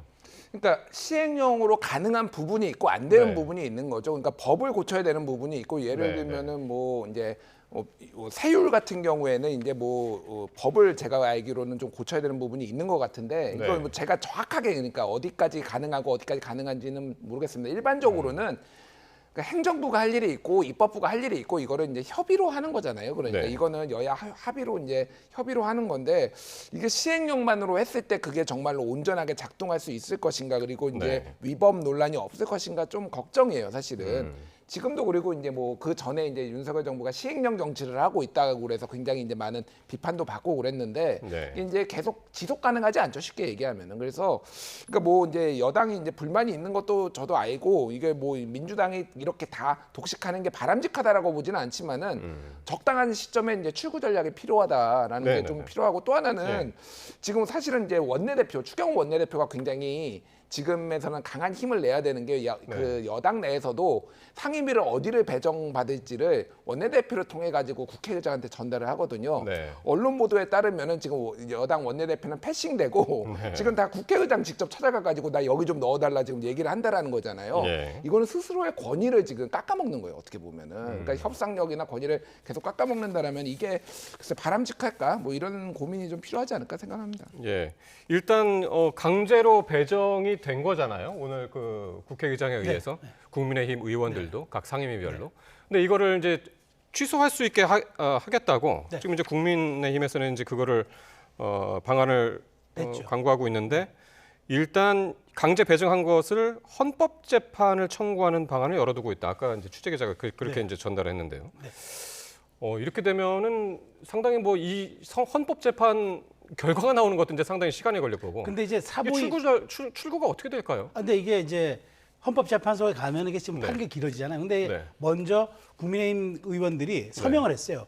여기에 사보임을 난 하겠다고. 그러니까 말하자면 내가 여기 상임위에 가지 않겠다고 국회의장 앞으로 사인을 해서 보냈어요. 보냈기 때문에 이거는 다시 이제 검토가 될 겁니다. 그렇게 되니까 강제할 수 없을 거예요. 그런데 중요한 건 또 이렇게 나올까 봐. 왜냐하면 원구성이 안 되면 국회의장이 또 직권으로 상임위 배정할 수 있거든요. 그러니까 그에 대한 2차적인 보완책으로 아마 헌법 소원을 제청한 것 같아요. 근데 헌법 소원이라는 건 아시다시피 뭐 헌법재판소에서 이제 여러 가지 또 절차를 거쳐야 되기 때문에 일단 우리가 사보임을 거부한다라는 쪽으로 명시적으로 다 사인을 해서 지금 제출했다고 제가 들었거든요. 그렇기 때문에 아마 국회의장은 여기에 대해서 다시 재검토를 해야 될 겁니다. 그런데 이제 이게 언제까지 끝까지 이제 뭐 쳇바퀴 돌듯이 계속 실랑이 할 수는 없는 노릇 아니겠습니까? 그래서 지금 어느 정도에서 지금은 강대강의 전선을 형성하고 있지만 민주당도 조금 물밑으로는 이런 부분에 대한 좀 고민을 해줘야 될 것 같다는 생각이 듭니다.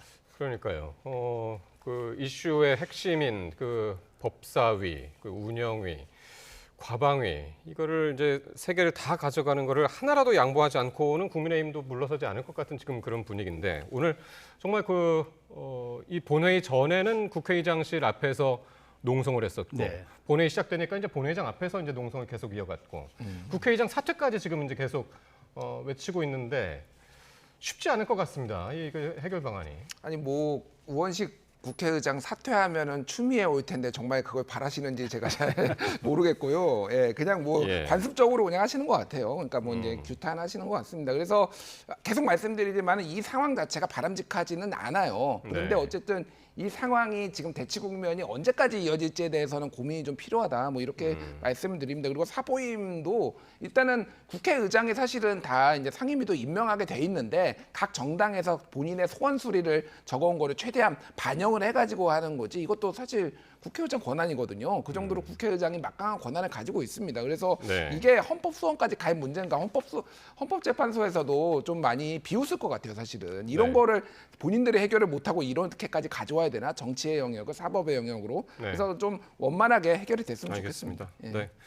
일단 18개 상임위 중에 11개 상임위에 대해서 투표 야당 위주로 지금 이제 단독 투표를 했고 검표 작업까지 벌이고 있다는 점 말씀드리고요.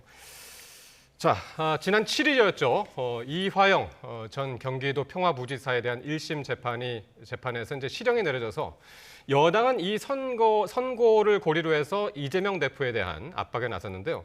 반면 민주당은 검찰을 또 정면 겨냥했습니다. 여야 발언 듣고 오시겠습니다. 쌍방울의 대북 송금이 이재명 당시 경기지사의 방북 관련 사례금으로 보기에 충분하다고 명확히 판단하며 이 전 부지사의 유죄를 인정한 것입니다. 그렇기에 이 전 부지사의 상관이었던 당시 경기도지사 이재명 대표에 대한 수사로 귀결되는 것은 당연한 수순입니다. 검찰의 회유와 압박이 있었다는 술자리 회유 폭로부터 보석이 불어댄 피고인의 변호인 사임부터 재판부의 일방적인 국선 변호인 지정, 검사의 피고인 접견 방해와 재판장에서 위협으로 보였던 검사의 행동들까지 대한민국 국정원의 대북 정보는 배제한 채 사실상 회유와 조작으로 오염된 증거는 채택하고 유독 검사 측 논리만 인정한 판례는 유례를 찾아보기 어렵습니다. 네, 보신 것처럼 여권에서는 이재명 대표의 사법 리스크를 부각하면서 총공세를 펴고 있습니다. 당권 주자들도 상당히 이제 적극적으로 한마디씩 지금 거들고 있고 반면 민주당은 대북 송금 의혹 관련한 특검을 다시 한번 언급하면서 엄호에 나서고 있는데 이런 공방들 어떻게 보고 계신지요? 네, 지금 사실 국민의힘 입장에서는 이번 지금 국회 개원이 굉장히 지금 불리한 이슈라면은 민주당에게는 정말 폭탄이 떨어진 거죠. 이재명 대표의 사법 리스크가 그동안 다시 재판이 잠겨야 될 것이라는 측면에서 조금 이제 약간 이제 번외로 있었던 것이 이제는 현실화돼 버렸기 때문에 이건 굉장히 큰 지금 문제가 생긴 거죠. 그리고 이재명 대표가 지금까지 침묵하고 있는 것도 이와 저는 무관치 않을 것으로 보이는데 다만 이 이슈는 이제 그러니까 국민의힘이 민주당에게 굉장한 네거티브한 공세를 할 수 있는 아주 절호의 타이밍을 잡았다 이렇게 볼 것 같아요. 그런데 그러다 보니까 당권 주자들도 여기에 다 참전하고 오세훈 시장, 지금 한동훈 위원장까지 여기에 지금 전부 한마디씩 거두는 거 아니겠습니까? 그런 만큼 이게 굉장히 지금 민주당을 압박할 수 있는 중요한 고리가 되는데 제가 보기엔 민주당의 고민이 이거 같아요. 근데 여기에서 민주당이 특검을 얘기하잖아요. 자, 검사가 제대로 수사를 했는지 이것도 특검해보고 판사가 판결에 대해서도 우리가 한번 들여다볼 수 있다라는 얘기가 지금 나오는데 이게 저는 자승자박이 될 것 같아요. 왜냐하면 이걸 가지고 앞순위에 놓을 경우에는 이른바 국민적 여론을 얻고 있는 최혜병 특검과 김건희 여사 특검이 무력화될 겁니다. 왜냐하면 그게 오염될 겁니다. 동력을 갖지 못할 겁니다. 그래서 저는 민주당이 이 재판은 이재명 대표 측과 법리 논쟁을 해서 2심에서 다툼을 가지고 어떻게든 살아남을 생각을 해야지 이걸 당 자체가 특검과 판사에 대한 탄핵 가지고 방어를 하겠다? 저는 이거는 큰 무리수를 둔다고 봐요. 그래서 저는 이 지점에서 국민의힘은 물론 이게 이제 국민의힘이 뭐 자체적으로 만든 그런 포지티브한 이슈는 아닙니다만은 어찌됐든 이걸 가지고 압박에 대한 공세를 펼쳐갈 수는 있으나 이거는 민주당이 이거는 당내에서 2심에서 법리적으로 풀어야 한다고 얘기를 해야지 이걸 특검과 혹은 검사, 판사 탄핵으로 우리가 방어선을 쳐주겠다.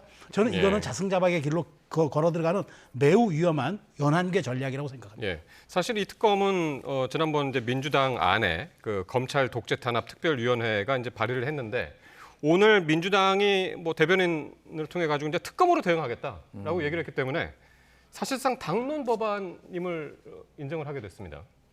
그러니까 약간 근데 제가 좀 잘 모르는 부분이 있는지 좀 확인해야 될 것 같은데 최수영 평론가께서 말씀하셨는데 특검에서 판사 탄핵을 거론한다라고 했는데 저는 검사 탄핵은 언급을 들었어도 판사 탄핵은 그거는 이제 김승원 의원이 이제 판사의 판결문까지도 한번 문제 삼을 수 있다는 식의 취지 얘기를 했기 때문에 제가 이제 그 얘기를 드린 거고요. 특검 법안에는 그런 없죠. 그런 그건 내용은 이제 없는 거고 현실적으로 판사의 판결을 가지고 뭐 이게 가능할 것인가 그런 생각은 들어요. 그러니까 이제 이거를 특검하는 논리의 하나가 그러니까 쉽게 얘기를 하면은 검찰에 회유가 있었고 불법적인 회유가 있었고 그게 이제 뭐 저기 이제 이화영 부지사가 얘기했던 그 이제 술자리가 있었고 뭐 연어가 들어왔네 안 들어왔네 뭐 이런 게 있었으니 요거를 들여다보고 요거 자체가 그러면은 수사 자체가 사실상 불법적인 수사다라는 쪽으로 이제 포커스를 맞춘 거잖아요. 그러니까 판사 문제는 아마 좀 과격한 의원이 이제 그렇게 얘기를 한 것 같은데 그거는 조금 더 이제 뭐 저는 가능하지 않을 거라고 보고 뭐 판사 탄핵이라든지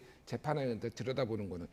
다만 저는 예전에도 이제 한번 말씀드렸는데 이거는 특검보다는 사실은 공수처 수사가 좀 더 적절하다라고 개인적으로는 생각을 합니다. 왜냐하면 공수처가 그런 거 하라고 있는 조직이거든요. 그러니까 고위 공직자라든지 아니면은 이런 수사기관 검찰에 비위가 있으면은 이거를 수사하도록 하는 게 이제 공수처라는 건데 특검으로 하게 될 경우에는 말씀하셨다시피 특검이 너무 과잉이다. 여러 개가 지금 한꺼번에 지금 뭐 조국 혁신당에서는 이제 한동훈 특검법도 발의하고 지금 뭐 김건희 특검법이라든지 막 계속 발의가 되는 이런 상황에서 여러 가지로 조금 피로감을 국민들이 느낄 수 있고 또 하나는 수사 과정 전체를 다 들여다본다라는 게 이재명 구하기로 조금 비춰질 소지가 좀 있기 때문에 여러모로 좀 전략적인 뭐 판단이 좀 필요하지 않나 그렇게 개인적으로 생각을 합니다. 제가 이거 사실 김승원 의원이 SNS에 이렇게 글을 올렸답니다. 나도 판사 출신 의원인데 재판이 엉망이다. 이런 재판은 30년 법조 생활 동안 듣도 보도 못했다. 절차도 엉망이고 결과도 오판이다. 이렇게 올렸답니다. 그러니까 이거는 재판부의 판결 어쨌든 불신한 거로 해석이 되기 때문에. 김승원 의원이 이번에 법사위 간사로 민주당에서 지금 내세운 것 같은데. 그래서 더 이런 발언들이 이제 주목이 되는 거죠. 알겠습니다. 그래서 이제 이화영 전 부지사에 대한 1심이 있었고 검찰이 이제 조만간 이재명 대표를 추가 기소할 것으로 알려졌는데 여기서 핵심은 사실 그 연결고리잖아요. 그러니까 연결고리라는 게 이제 이화영 부지사가 이재명 당시 지사한테 보고를 했느냐 이게 핵심이 될 것 같습니다. 자, 제가 이제 예를 드는데요. 그 이재명 대표가 경기도라는 이제 거대 그룹이 있어요. 그러면 이제 무슨 사업을 해야 되니까 그 사업에 전문성 있는 전문 경영인을 영입했습니다. 그 전문 경영인이 자기의 특성을 살려서 거기에 대한 여러 가지 사업적인 절차를 진행했어요. 근데 그거를 그룹 오너한테 보고를 안 하고 자기가 할 수 있습니까? 이게 민간 영역이라면 상상이 됩니까? 저는 공적 영역이면 더 상상이 안 된다고 봐요. 왜냐하면 그건 자기 돈도 아니고 국민의 혈세, 도민의 혈세 갖고 하는 건데 그걸 도지사에게 보고 안 하고 했다? 그럼 그 도지사는 껍데기거나 무능하거나 무지하거나 아니면은 감추거나 뭐 넷 중 하나겠죠. 그렇다면은 사실 또 말하자면 이화영 전 부지사는 얼마나 억울하겠습니까? 자기는 영입되어서 밥값을 다 한 거예요. 잘 한 거예요. 근데 모든 죄는 지금 자기가 다 9년 6개월이라는 중형으로 뒤집어 쓰지 않습니까? 저는 그래서 2심에 갔을 때 이런 법리 논쟁을 떠나서 이화영 전 지사의 이 감정 영역도 굉장히 중요한 기제가 될 것 같아요. 그래서 저는 이 연결고리를 이제 찾아내는 거는 검찰이 가면 추가 기소를 금방 한다는 걸로 봐서는 연결고리를 찾는 증거들이 거의 확보가 됐기 때문에 입증할 수 있는 자신감이 있다. 이걸 내비친 게 아닌가 싶어요. 그런데 이제 그 이화영 부지사 1심에서는 재판부가 이게 이전 부지사가 이 대표에게 대북 송금을 보고했는지는 이번 재판과 무관하다라고 하면서 언급을 판단 자체를 안 해가지고요. 판단을 할 수가 없죠. 네. 해서도 안 되고요. 그러니까 왜냐하면 별도의 사건인데 그리고 이렇게 민감한 문제를 본인들이 판단을 했는데 그게 다른 재판부에서 아니면은 재판부끼리 문제가 생기니까 당연히 그게 본 사건이 이제 뭐 기소가 되면은 그때 판단하는 게 당연히 맞는 거고 네. 지난해 9월에 이제 구속영장을 이제 영장 실질 심사했을 때 그때 재판부가 뭐라고 했냐면은 피의자요 이재명 대표죠. 피의자의 이 사건 대북 송금과 관련된 공모 여부나 관여 정도는 다툼의 여지가 있다라고 예상하면 이미 구속영장은 이제 기각을 했잖아요. 네. 그러니까 이거는 그러니까 다툼의 여지가 있는 거고 이제 검찰이 기소를 하면 거기서 판단할 문제라고 정확하게 얘기를 한 겁니다. 다만 이거는 그냥 일종의 재관심법인데 앞에서 재판부가 이를테면 이화영 지사의 모든 혐의를 검찰 쪽의 주장을 다 인정을 했다라는 거는 어느 정도는 이거를 깔고 들어간 게 아니냐. 이재명 대표가 관련이 있는 거를 깔고 들어간 게 아니냐. 이렇게 보는 게 좀 합리적인 것 같아요. 네. 다만 그거는 이제 다퉈야 되는 거죠. 요거 좀 예를 하나만 들어보면은 예를 들면 이런 겁니다. 저는 최수영 평론가님 말씀하신 게 좀 어느 정도 합리적이라고 생각해요. 왜냐하면은 정말 이재명 대표가 보고를 받았는데 몰랐을까, 그러니까 보고를 안 했을까, 이게 이제 어느 정도는 합리적이라고 보는데. 네. 입증하는 거는 또 별개의 문제예요. 예. 그러니까 예를 들면 이런 겁니다. 지금 대통령실에서 최상병 그 사망 사건과 관련해서 뭐 임성근 사단장이 들어갔으니까 대통령이 경로하고 지금 막 엄청 많이 움직였잖아요. 예. 지금 국가안보실에서도 움직이고 비서관도 움직이고 막 그랬는데 예. 대통령이 아무런 지시도 안 했는데 이 사람들이 정말 다 움직였을까? 예. 그러니까 합리적으로 추론할 수 있는 거예요. 대통령이 경로를 하고 야 임성근이 왜 들어가서 빼라고 하니까 그 사람들이 다 움직여가지고 이렇게 된 거잖아요. 네. 추론은 가능하죠. 근데 이제 이거를 입증하는 거는 별개의 문제라는 거예요. 그게 두 사건과 굉장히 유사한 겁니다. 그러니까, 그러니까 지금 이걸 법원에서 그러니까 이거는 검찰이 이화영이 이미 한번 진술을 뒤엎었잖아요. 사실 보고를 했다라고 했다가 17차례 보고를 했다라는 거에 근거가 뭔지는 제가 모르겠는데 검찰의 그 이제 영장에 나와 있는 건데, 그러니까 그 진술문에 나와 있는 건데 이거를 입증하는 거는 굉장히 험난한 일이 될 수도 있을 것 같습니다. 그러니까 지난해 7월이었죠, 그게. 한번 인정해서 보고했다고 인정했을 때가 작년 7월이었고 그때 이제 정진상 실장의 요청으로 대북 이 사업을 추진했다. 이제 그 발언까지 이제 나와가지고 상당히 그때 이제 논란이 됐던 게 있었는데 지금 정치권에서는 한 발 더 나가서 지금 이야기하고 있는 게 검찰이 이 대표를 조만간 이제 추가 기소할 것으로 알려지면서 이 대표가 차기 대선에서 당선될 경우 현재 진행 중인 재판이 중단되는지가 지금 이제 쟁점으로 떠올랐는데 이게 헌법 84조하고 연관이 있더군요. 그렇죠. 헌법 84조가 대통령은 내란 또는 외환의 죄를 범한 경우를 제외하고는 재직 중 형사상 소추를 받지 아니한다. 쟁점되는 단어가 소추예요. 소추는 이제 말하자면 이제 그 검찰이 기소해가지고 재판으로 들어가는 단계 아닙니까?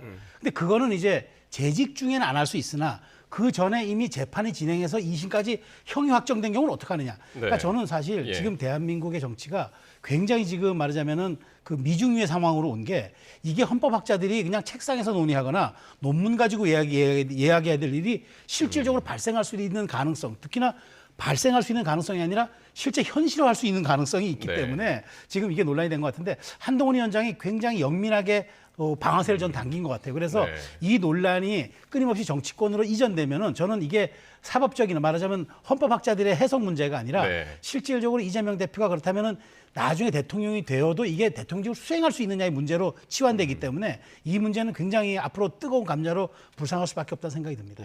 그러니까 한동훈 위원장도 SNS에다가 이 글을 올릴 때 학자들 사이에 이제 그게 그 논란이 있다. 그걸 전제로 해서 자기 입장은 이거, 자기 생각은 이거다라고 이제 쓴 건데 그러면서 이재명이 대표가 대통령이 되더라도 재판은 계속될 거고 집행유예만 확정돼도 대통령직은 상실이다. 그렇게 이야기를 하더군요. 그러니까 일단 두 가지를 말씀드리면은 한동훈 위원장은 참 선택적으로 관심이 있으시구나. 최상병 특검이나 김건희 여사 특검법에 대해서는 왜 관심이 없으신지 좀 입장을 내시면 좋겠다. 이 정도로 이제 굉장히 관심이 있으시면 본인이 관심 있는 게 직구랑 이재명밖에 없나 뭐 이 생각은 듭니다. 그래서 많은 사안에 대해서 관심 좀 입장을 내셨으면 좋겠고요. 이거는 이제 굉장히 많은 언론이 썼는데 소위 말해서 소추당하지 않는다라는 그 소추를 기소만으로 볼 것인가, 검찰의 기소만으로 볼 것인가, 아니면은 일종의 사법부의 이제 판단까지 다 포함해서 그러니까 대통령직을 보호하기 위한 거를 다 포함해서 볼 것인가에 이제 이견이 있는 거예요. 이 논란이 사실은 처음이 아닙니다. 언제 있었냐면 2017년에 대선 때 홍준표 당시 후보가 그때 이제 성완종 그 정치자금법 위반 성완종이었네. 제가 정확하게 기억 안 나요. 어쨌든 정치자금법 위반 혐의로 대법원 판결을 앞두고 있었어요. 그래서 당시 바른미래당의 유승민 후보가 공격을 했어요. 그때 지금 아직 판결을 기소가 된 상황인데 이 사람이 대통령 되면 안 된다, 무자격자라고 공격을 했는데 결과적으로 이제 대법원에서 무죄가 나와서 파기환송이 되고 그러면서 이게 없던 일이 됐는데 재발할 가능성이 있습니다. 그래서 저는 차제에 이거가 지금 논쟁이 될 것 같으면 헌법재판소의 판단을 지금 받아보는 게 낫지 않나 그 생각도 들어요. 그러니까 이거는 이견이 있는 문제거든요. 한동훈 위원장의 의견도 존중합니다만은 그게 저는 다수는 아닌 걸로 알고 있어요. 오히려 대통령직 자체를 보호하는 게 맞다라고 그렇게 얘기를 하는 법학자들이 많으니 판단을 받아보는 게 맞을 것 같습니다. 그러니까요. 이거는 뭐 여러 가지 이견들이 있을 수 있다는 전제하에 지금 이제 이야기를 나누고 있는 거라서요. 자, 이제 민주당 얘기 잠깐 해볼 텐데요. 민주당이 오늘 최고위에서요. 당 대표 사퇴 시한을 예외 규정을 이제 담은 당원 당규 개정안을 의결을 했습니다. 지금 당 안팎에서 논란인데 이게 어떻게 바뀌는 겁니까? 그러니까 이제 세 가지가 이제 바뀌는 거예요. 그러니까 그 원래 이제 대통령 당권 대권 분리 정신에 따라서 대통령 후보에 출마할 사람은 이제 1년 전에 당권을 내려놓는다 하는데 여기에 이제 원래 신설한 게 뭐냐면은 전국 단위 선거가 있을 때를 이제 예외를 뒀는데 이게 뭐냐면 바로 후년에 있을 이제 지방선거를 염두에 둔 거 아닙니까? 그러다 보니까 이게 오히려 꼼수다 얘기하니까 그걸 빼고 그냥 특별하고 상당한 사유가 있을 때 더 포괄적으로 해버렸어요. 그래서 이게 더 지금 논란이 되고 있는 거고 또 하나는 그 귀책 사유 발생 시 이제 그 제복을 발생 시 무공천한다거나 그다음에 기소가 된 당직자가 바로 당직을 정지한다거나 이것도 지금 사라져 버렸어요. 그리고 이제 바로 국회의장 원내대표 선거에 당원 20%의 참여가 있는 걸로 바뀌었고. 사실 지금 말씀하신 그 규책 사유 발생하면 제복을 할 때 이제 무공천한다라거나. 그것도 민주당이 다 만든 거죠. 기소할 때 이제 기소가 되면은 당직 정지한다. 이게 사실 그때만 해도 정치 혁신이라고 그러면서 이게 담긴 거예요. 김상곤 혁신이 때 도입된 거예요. 그런데 저는 그래서 제가 드리고 싶은 말씀은 왜 민주당은 당원 당규가 역사적으로 후퇴하느냐죠. 잠시만요, 평론가님. 지금 이제 국회 잠깐만 한번 보겠습니다. 본회의장으로 한번 직접 한번 가보시죠.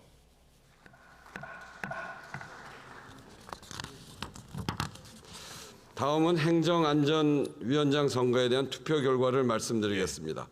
총 투표수 191표 중 190표를 얻은 신정훈 의원이 행정안전위원장에 당선되었음을 선포합니다.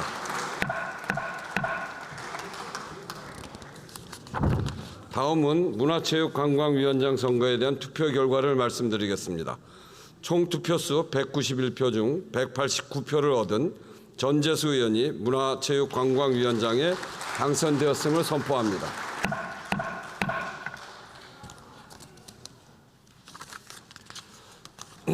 다음은 농림축산식품해양수산위원장 선거에 대한 투표 결과를 말씀드리겠습니다. 총 투표수 191표 중 185표를 얻은 어기구 의원이 농림축산식품해양수산위원장에 당선되었음을 선포합니다. 지금 국회 모습 잠깐 봤는 본회의장 모습 봤는데요. 이게 그러니까 한꺼번에 다 상정된 게 아니라 상임위원장 한 명 한 명을 따로따로 이제 상정을 했기 때문에 거기에 대해서 투표를 또 따로따로 했고 또 그걸 다 검토하느라고 지금 시간이 좀 많이 걸린 것 같은데 일단 191명이 참석을 한 것 같습니다. 전체적으로. 그리고 이제 찬성한 투표 수는 뭐 조금씩 다른데 상당한 뭐 거의 압도적으로 몇 명씩 빼고 지금 이제 그런 결과로 지금 본회의장에서 국회를 지금 계속 통과 중인 것 같습니다. 이렇게 잠깐 국회 본회의장 잠깐 살펴봤고요.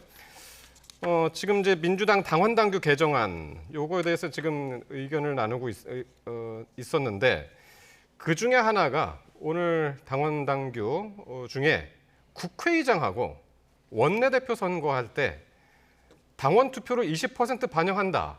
결국에는 이제 권리당원의 입김을 강화하는 그 안건도 이 안에 포함이 됐다고 그래요. 이건 상당히 논란이 많은 것 중에 이제 하나였는데 말이죠.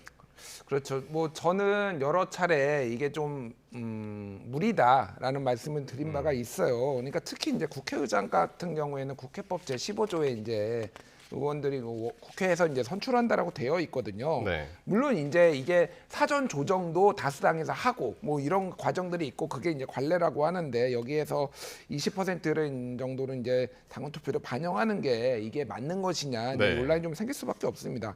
원내대표 선거 같은 경우에는 사실 규정이 없어요. 그러니까 이게 법으로 규정된 게 아닙니다. 다만 원내대표도 원내에서 그 후보자에 대해서 가장 잘 아는 사람들이 뽑는 게 이제 상식이었죠. 네. 그래서 이제 당원들의 권한을 이제 강하게 이제 어느 정도 수용을 한 것인데 이게 조금 위험하다라고 개인적으로는 뭐 보고 이제 가장 문제는 그런 거죠. 이제 민주당 당원이 뭐 250만 명이고 그 중에서 이제 권리당원이 한 뭐 120만 명 뭐 이 정도 된다라고 보면은 이게 이제 120만 명이 권리당원이면은 전체 인구의 2%뭐 3% 이 정도거든요. 네. 그러니까 그러면은 2%가 이렇게 다 좌지우지하는 거는 맞냐? 그러니까 당의 주인은 당원이다라고 얘기를 하는데 그럼 2%가 이렇게 중요한 직책들을 국가의 중요한 것들을 다 결정하는 게 맞느냐 이게 논란이 될 수가 있어요. 그리고 뭐 당의 주인은 국민이다, 당원이다 이런 논쟁이 붙은 적이 있는데 당원이라고 하면 100% 당비로 운영해라. 그러면 국고보조금 받지 말아라 이런 논쟁도 있거든요. 그래서 여러모로 저는 이거는 무리수다. 특히 이제 법에 저촉되고 논란이 될 위기가 있고 이게 당원 쪽으로 많이 가면은 중도층으로부터 좀 멀어질 가능성이 있어서 이거는 밸런스를 좀 잘 찾아야 될 것 같습니다. 이 문제에 관해서는 여러 평론가들, 그 전문가들이 뭐 의견이 거의 다 일치하는 것 같아요. 그래서 뭐 따로 또 들어볼 필요는 없을 것 같고요. 지금 이렇게 민주당 지도부에서는 앞서 말씀드렸던 거 비상사태 시 지도부 공백을 피하기 위해서 최소한의 장치다. 이번 이제 당원 당규 개정을 이제 그렇게 설명을 하고 있는데 당 내에서도 지금 우려의 목소리가 나오고 있습니다. 박지원 의원의 발언 듣고 오겠습니다. 이재명 대표가 우리 민주당의 절체절명의 정권 교체를 위해서 대통령이 돼야 된다 하는데 오히려 그러한 위인설관식으로 무리한 당헌 개정을 하면은 국민들로부터 더 비판을 받을 소지가 있다. 예. 위인설관이라는 얘기까지 하면서 이제 조금 이제 비판이 섞인 목소리를 냈는데 이게 어쨌든 무리한 당헌 개정이다. 국민의 비판의 소지가 있다. 이게 이제 밖에서 얘기한 게 아니라 당 내에서도 이런 반대의 목소리가 나온단 말이에요. 그렇습니다. 그러니까 친명의 좌장 한때 했던 김영진 의원도 이거는 좀 과유불급이라는 뜻으로 얘기하는데 저는 한마디로 얘기하면 이건 소탐 대신입니다. 작은 것을 탐하다가 좀 큰 것을 이룰 수도 있다고 봐요. 그러니까 중도층 말씀하셨는데 그렇습니다. 당원들의 뜻에 부합하고 그다음에 이재명 대표를 위한 1인 정당 이게 과연 중도의 마음을 사로잡아서 대권으로 가는 거친 민심의 바다를 건널 수 있을까요? 그것까지 생각을 해야 되는데 눈앞에 이익이 너무 달다고 거기에 이렇게 집착하는 모습 보이는 게 이거는 소인배 정치죠. 그래서 저는 이런 측면에서 민주당이 이런 부분에 대한 이번에 드라이브 이런 것들은 언젠가는 제가 보기에 부모랑으로 돌아올 수 있다. 근데 그때 가서 이제 후회하는 것을 많은 분들이 생각 안 하는 것 같은데 현실화될 날이 좀 멀지 않았다고 봅니다. 이거 감안해야 돼요. 이게 오늘 뭐 최고위에서 의결은 됐습니다만은 보니까 당규는 12일 당무위에서 의결 또 한번 해야 되고 당헌은 17일 날 중앙위 의결 한번 해서 또 한 번의 절차를 또 거쳐야 되더군요. 예. 뭐 그건 절차일 뿐일까요? 반대표가 생각보다 좀 나올 수도 있을 것 같아요. 제가 보기에는 좀 논란의 소지가 있는 거라서 다만 이게 뭐 부결될 거라고 저는 생각하지는 않습니다. 그 정도로 지금 여러모로 좀 친 이재명계들이 이제 많이 뭐 포진을 했다 이렇게 보는데 여러모로 하여간 논란이 있고 지금 안 좋아요. 타이밍도 안 좋은 게 하필이면 또 이제 대북송금 이화영 1심이 나와서 지금 이재명 대표가 공경에 처해 있는데 이게 이재명 방탄용이다. 뭐 직접적으로 방탄하고 상관이 없죠. 사실은 뭐 당대표 그러니까 쉽게 얘기를 하면은 2026년 6월에 있을 지방선거 공천을 2027년 3월에 대선이 있으니 2026년 3월에 사퇴를 해야 되는데 한 3달 정도 더 해가지고 지방선거 공천까지 할 수 있느냐 없느냐 그러니까 요거거든요. 지금 요 당대표 사퇴 시한은 방탄하고 직접적인 관련은 없는데 이재명 대표가 당대표를 연임하는 것을 사실상 염두에 두고 전제하고 나온 것들이니 그 당대표를 연임하는 것은 역시 방탄용 아니냐 뭐 이런 식의 이제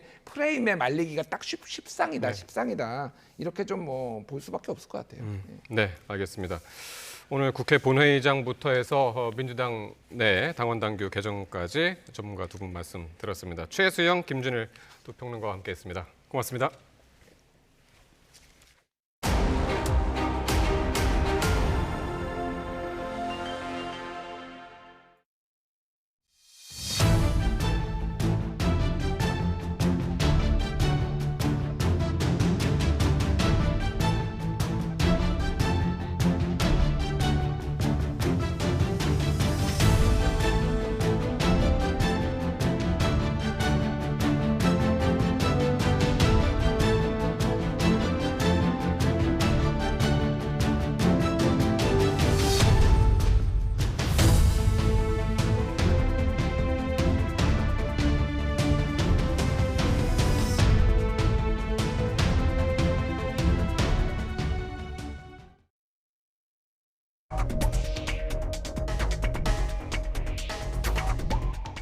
북한이 감내하기 힘든 조치들에 착수하기로 했습니다.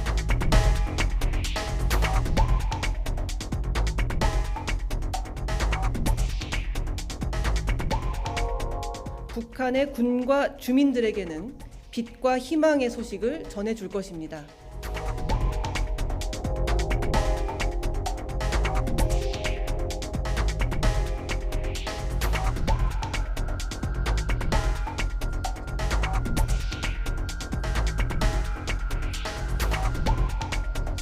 북한군의 그 초소에 있는 모든 북한군들은 다 듣는다라고 봐야 되는 거죠.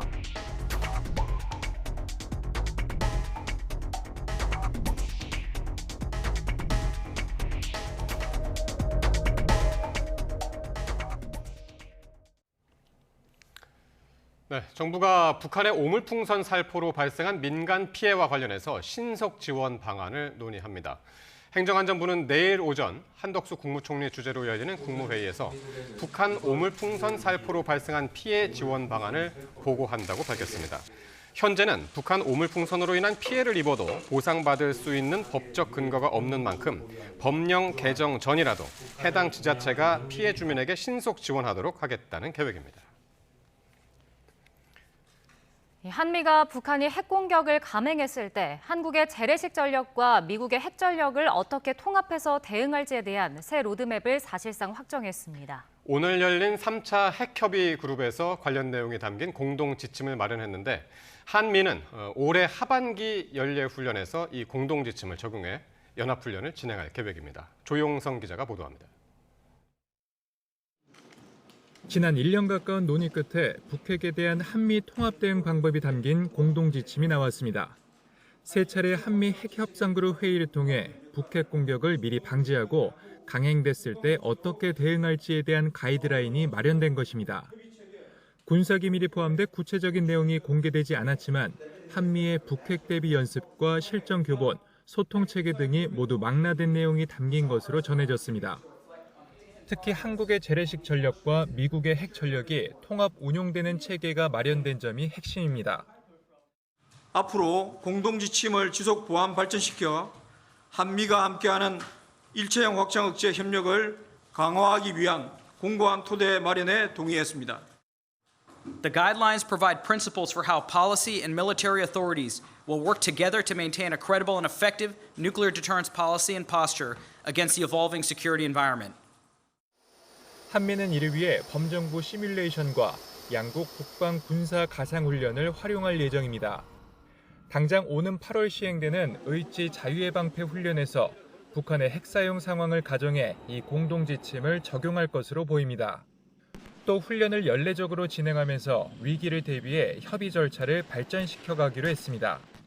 핵협의그룹은 한미동맹 70주년을 맞아 지난해 4월 백악관에서 열린 한미 정상회담 합의에 따라 출범한 뒤 핵 확장 억제를 위한 한미 간 정보 공유와 공동기획, 실행 등을 심화시키는 성과를 이끌어냈습니다.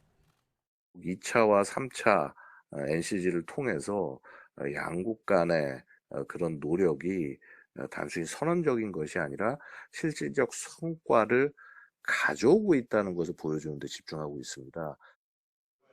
핵협의그룹은 이번에 도출된 결과를 올해 가을 제56차 한미안보협의회의와 양국 정상에게 정식으로 보고하고 연말에 미국에서 4차 회의를 열기로 했습니다. YTN 조용성입니다. 네, 이 무단 조퇴를 막는 교감을 때린 초등학생 소식 최근에 전해드렸었는데요. 이번에는 이 학생이 출석 정지 기간에 자전거를 훔쳤다는 신고가 접수됐습니다.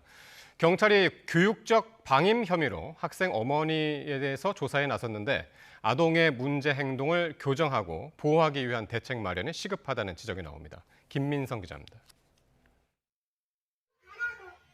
가방을 든 아이가 실랑이 중 느닷없이 선생님의 얼굴을 수차례 때립니다. 무단 조퇴를 막는다는 이유입니다. 아이는 교권 침해로 10일 동안 출석 정지 처분을 받았습니다. 학교 보호를 받을 수 없게 된 이 기간, 아이가 자전거를 훔쳤다는 신고까지 접수됐습니다. 7분 넘게 찍힌 영상에서 식사는 했느냐는 어른의 질문에 아이는 아침, 점심, 저녁을 안 먹었다고 답했습니다. 엄마가 때리고 아동학대를 한다며 얼굴을 맞아 상처가 생겼다고도 했습니다. 다만 지구대 조사에서 아동은 얼굴 흉터는 넘어져서 생겼다고 말을 바꿨습니다. 수차례 전학을 다니고 교내 징계를 받아도 달라지지 않는 문제 행동. 설령 보호자가 원하지 않더라도 교정을 위해선 행정기관이 더 적극적으로 나서야 한다는 목소리가 나옵니다. 복지적 측면으로 접근을 하셔서 아이에 대한 개입이 반드시 필요하고 이 아이는 분리가 반드시 필요한 아이라고 생각을 합니다. 전주시는 조만간 이 아동과 관련한 전문가 회의를 추가로 열어 학대 여부를 판단하고 가정 개입도 검토할 예정입니다. 이와 관련해 교육청 고발장을 접수한 경찰은 교육적 방임 혐의로 조만간 아이 어머니를 조사할 예정이라고 밝혔습니다. YTN 김민성입니다. 주가 조작 연루 의혹을 받다가 최근 검찰에서 불기소 처분을 받은 가수 임창정이 팬들에게 사과했습니다. 임창정은 자신의 SNS 계정에 지난 1년이 넘는 기간 동안 신중하지 못했던 판단으로 인해 상처받으신 모든 분과 팬 여러분께 머리 숙여 깊이 사죄드린다고 밝혔습니다. 앞서 임창정은 주가 조작 세력으로 지목된 H투자 컨설팅 업체에 거액을 투자하는 등 시세 조정에 가담한 피의자 신분으로 검찰 조사를 받았지만 지난달 무혐의 불기소 처분을 받았습니다. 형사재판 피고인이 대통령이 된 경우 재판이 계속 이어지는 것인지를 두고 정치권 공방이 가열되고 있습니다. 우리 헌법은 현직 대통령은 재직 중에 형사상 소출을 받지 않는다고 정하고 있는데 여기에 수사와 재판까지 포함되느냐를 두고 의견이 엇갈립니다. 김철희 기자입니다. 최근 한동훈 전 국민의힘 비상대책위원장이 SNS를 통해 남긴 글이 정치권에서 화제가 됐습니다. 헌법 84조가 재직 중인 대통령은 형사상 소출을 받지 아니한다고 규정하고 있는데 피고인이 대통령이 된 경우 이미 진행 중인 재판까지 멈추는 건지를 두고 논란이 생길 거라며 추가 기소가 임박한 민주당 이재명 대표를 사실상 저격한 겁니다. 법 전문가들 의견은 분분합니다. 먼저 헌법에 나오는 소추는 말 그대로 기소만을 의미한다는 해석이 있습니다. 대통령도 헌법재판소 탄핵심판 대상이 되고 공수처법상 수사 대상에 포함되는 걸 보면 수사와 재판까지 면해주는 건 아니란 겁니다. 기소 이후의 재판, 심리와 판결은 결국 법원의 권능이거든요. 복종을 해야죠. 받아야죠. 반면 헌법을 만든 취지 등을 고려하면 대통령 임기 시작과 동시에 진행 중이던 재판도 멈추는 게 맞는다는 목소리도 있습니다. 대통령이 딱 되면 그때부터 소출을 금지해야 되니까 더 이상 재판을 진행하지 않는 걸로 이렇게 해야 될 걸로 보입니다. 현직 대통령이 재판을 받는 것 자체가 적절치 않은 데다가 국민이 기소 사실을 알고도 대통령으로 선출한 점도 고려해야 하지 않겠느냐는 겁니다.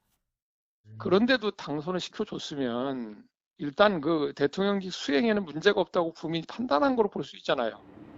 여러 해석이 충돌하는 가운데 중대한 형사 범죄를 저지른 경우라면 탄핵으로 대통령을 먼저 파면한 뒤 재판을 받게 하는 것이 순리라는 의견도 나옵니다. 유력 정치인이 형사재판을 받는 일이 더는 생경하지 않은 상황 속 관련 논쟁도 한동안 사그라지지 않을 전망입니다. YTN 김철입니다. 해병대 최상병 순직 사건으로 업무상 과실치사 혐의를 받는 임성근 전 해병대 1사단장이 오늘 부하들을 선처해달라는 취지의 탄원서를 경찰에 내면서 책임은 부하들에게 돌렸습니다. 임 전 사단장은 탄원서에서 군 작전 활동 중 발생한 일로 군인을 처벌한다면 처벌 가능성을 들어 작전 수행을 거부할 명분을 갖게 된다며 책임을 물을 때 군의 이런 특수성이 반드시 반영돼야 한다고 주장했습니다.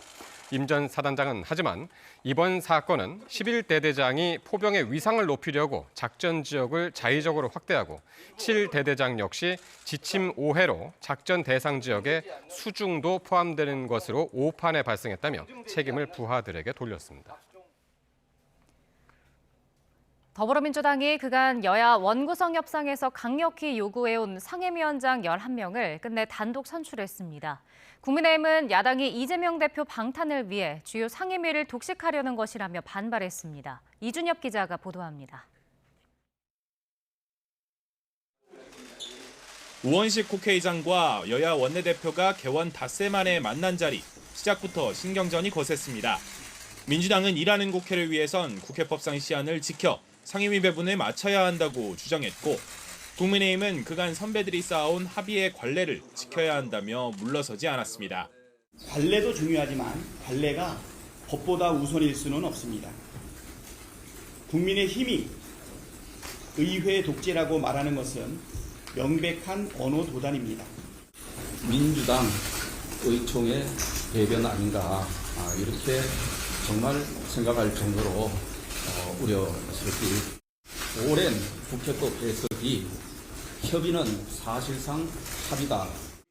본회의를 애초 오후 2시에서 5시, 그다음 8시로 2차례 미뤄가며 접촉을 이어갔지만 협상 결과는 빈손이었습니다. 총선 민심을 받들어야 한다며 법사위와 운영위, 과방위를 요구한 민주당에 국민의힘은 원내 2당과 여당 몫이었던 이들 상임위를 내줄 수 없다며 평행선에 달린 겁니다. 협상 막판 국민의힘은 법사위원장을 여당에 양보하면 운영위와 과방위를 양보하겠다며 절충안을 제시했지만 민주당은 법사위는 양보할 수 없는 요구였던 데다 협상 시한까지 임박했다며 거절했습니다. 국민의힘은 야당이 이재명 대표 방탄을 위해 법사위 사수에 골몰하는데도 우원식 의원은 대변인처럼 야당 편만 들고 있다며 사퇴 촉구 시위를 벌였습니다. 국회 정신 무시하는 이재명 방탄 중단하라! 중단하라! 중단하라! 중단하라! 민주당은 끝내 단독 본회의를 열었고 법사위원장의 정청래, 운영위원장의 박찬대, 과방위원장의 최민희 등 야당 요구한 대로 11개 상임위원장 선출을 마쳤습니다. 합의가 지금 안 된 건가요? 민주당 단독으로 진행해서 본회의 지금 바로 진행하시는 겁니까? 네, 아직 합의 못했습니다. 오 의장은 야당 요구대로 본회의를 연 건 절박한 민생, 긴박한 남북 관계를 위해선 시급히 국회가 문을 열어야 하기 때문이라고 설명했습니다. 국민의 뜻과 국회법에 따라 국회를 운영해야 하는 국회의장으로서는 원구성과 개원을 마냥 미룰 수 없었습니다. 민생이 절박합니다. 한 달 가까운 협상에도 여야가 합의점을 도출하지 못하면서 개원 본회의에 이어 상임위원장 선출도 끝내 파행으로 치달았습니다. YTN 이준엽입니다. 22대 국회는 헌정사상 처음으로 반쪽짜리 개원 본회의를 연 데 이어 핵심 상임위원장까지 협의 없이 선출했다는 오명을 남기기도 했습니다. 협치 관례를 깬 민주당도 문제지만 방탄, 독주 프레임만 강조한 국민의힘도 현실적인 협상 전략이 부족했다는 지적이 나옵니다. 강민경 기자가 전해드립니다. 22대 국회 원구성 협상은 시작부터 삐걱댔습니다. 171석, 압도적 과반을 확보하며 자신감을 얻은 민주당은 첫 회동 때부터 법사위와 운영위 위원장 자리를 갖겠다고 선언했습니다. 각각 제2당과 여당, 즉 국민의힘 몫으로 여겨졌던 자리입니다. 책임 있는 국회 운영을 위해 법사위와 운영위를 민주당 몫으로 확보하겠습니다. 민주당은 정부 독주를 견제하는 게 4월 총선 민심이었다며 협상의 여지를 내주지 않았습니다. 여야 합의 대신 6월 7일 상임위 구성 법적 시한만 강조하며 대여 압박 수위를 높여갔습니다. 대통령께서도 법대로 좋아하지 않습니까? 여당도 법대로 좋아하지 않습니까? 법에 정한 대로 상임위, 본회의, 여야 합의로 미루자, 하지 말자라고 하지 않는 한 법대로 열기 바랍니다. 국민의힘은 국회의장을 배출한 정당이 법안 처리 최종 관문인 법사위까지 차지하는 건 입법 독주라며 거세게 반발했습니다. 대통령실을 담당하는 운영위원장 자리 역시 집권 여당 몫이란 주장도 굽히지 않았습니다. 관례와 사실을 외면한 채 국회의장에 이어 운영위와 법사위까지 독식하겠다는 민주당의 발상은 입법 독재를 하겠다는 것과 다를 바 없습니다. 하지만 여당의 결기와는 달리 108석 소수당의 저항 수단은 많지 않았습니다. 21대 국회 개원 첫 본회의에 불참하고 의장실 앞 복도를 점거하며 규탄 대회를 여는 게 사실상 전부였습니다. 일방적인 국회 운영, 국회의장 사죄하라! 사죄하라! 사죄하라! 사죄하라! 여당은 막판에 와서야 법사위만 지켜주면 나머지 상임위원장직을 포기하겠다며 한 발 물러섰지만 민주당이 받아들일 제안은 아니었습니다. 이로써 여당은 헌정사상 처음으로 국회의장과 법사위원장, 운영위원장을 전부 야당에 내주게 됐습니다. 민주당이 협치를 위한 최소한의 관례를 깬 것도 문제지만 국민의힘도 협상 전략이 부재했던 것 아니냐 비판이 나오는 이유입니다. 명분과 실리를 주고받으며 여야 합의를 이루어냈던 협치의 정치 문화는 21대 국회에서도 한동안 실종 상태일 거란 우려도 나옵니다. YTN 강민경입니다. 음대 입시를 준비하는 수험생에게 불법 과외를 해준 대학 교수들이 무더기로 적발됐습니다. 일부 교수들은 대입 실기 심사에도 참여해서 직접 가르쳤던 수험생에게 높은 점수를 준 것으로 드러났습니다. 윤태인 기자의 보도입니다. 수업이 진행될 장소와 내용, 그리고 상세한 수업료 내역까지 입시 브로커 A씨가 성악과 입시를 준비하는 대입 수험생 부모와 주고받은 문자 메시지입니다. A씨는 마스터 클래스라는 거창한 이름을 붙이곤 불법 과외 교습소를 운영했습니다. 현직 대학 교수들을 대거 끌어들여 수험생들을 가르치게 한 겁니다. 후부터 발성은 물론 1:1 지도까지 철저히 비밀 수업으로 진행했습니다. 참여한 대학 교수는 모두 13명으로 2년여 동안 수험생 30여 명이 수백 차례 과외를 받으며 30분에 최고 70만 원씩에 달하는 초고액 비용을 지불했습니다. 이 같은 불법 과외는 조직적 입시 비리로도 이어졌습니다. 대입 성악과 실기평가 심사위원들은 이해관계에 있는 학생이 입시에 지원하면 학교에 알릴 것을 서약했지만 대학 교수 5명은 이를 어기고 서울대와 경희대, 숙명여대 등 총 4개 대학교 성악과 입시에 심사위원으로 참여해 과외 교습으로 가르친 학생을 직접 평가했습니다. 실제 입시 비리가 벌어진 한 대학교 실기시험장 앞입니다. 시험은 수험생들이 누군지 알 수 없도록 블라인드 형태로 진행됐지만 심사위원으로 참여한 교수들은 목소리와 실기곡으로 과외 학생을 알아보고 높은 점수를 줬습니다. 당시 채점표를 보면 60점대에서 80점대 초반 점수가 대부분인데 독보적으로 90점을 받은 학생이 2명, 심사위원으로부터 과외를 받은 학생들입니다. 이렇게 높은 점수를 받은 수험생 중엔 합격생도 있는 것으로 파악됐습니다. 관련 학계에선 터질 게 터졌다는 분위기도 읽힙니다. 전부 다 쉬쉬쉬 하고 있었는데 이렇게 카르텔처럼 조직이 돼가지고 한 거는 사실은 처음입니다. 네. 적발된 교수들이 심사에 참여해 피해를 본 대학들은 학생 선발 과정의 공정성을 강화할 계획이라고 설명했습니다. 경찰은 브로커 A씨와 대학 교수들은 물론 학부모 2명을 포함해 모두 17명을 검찰에 넘기고 이 가운데 죄질이 무거운 교수 1명은 구속 송치했습니다. YTN 윤태인입니다.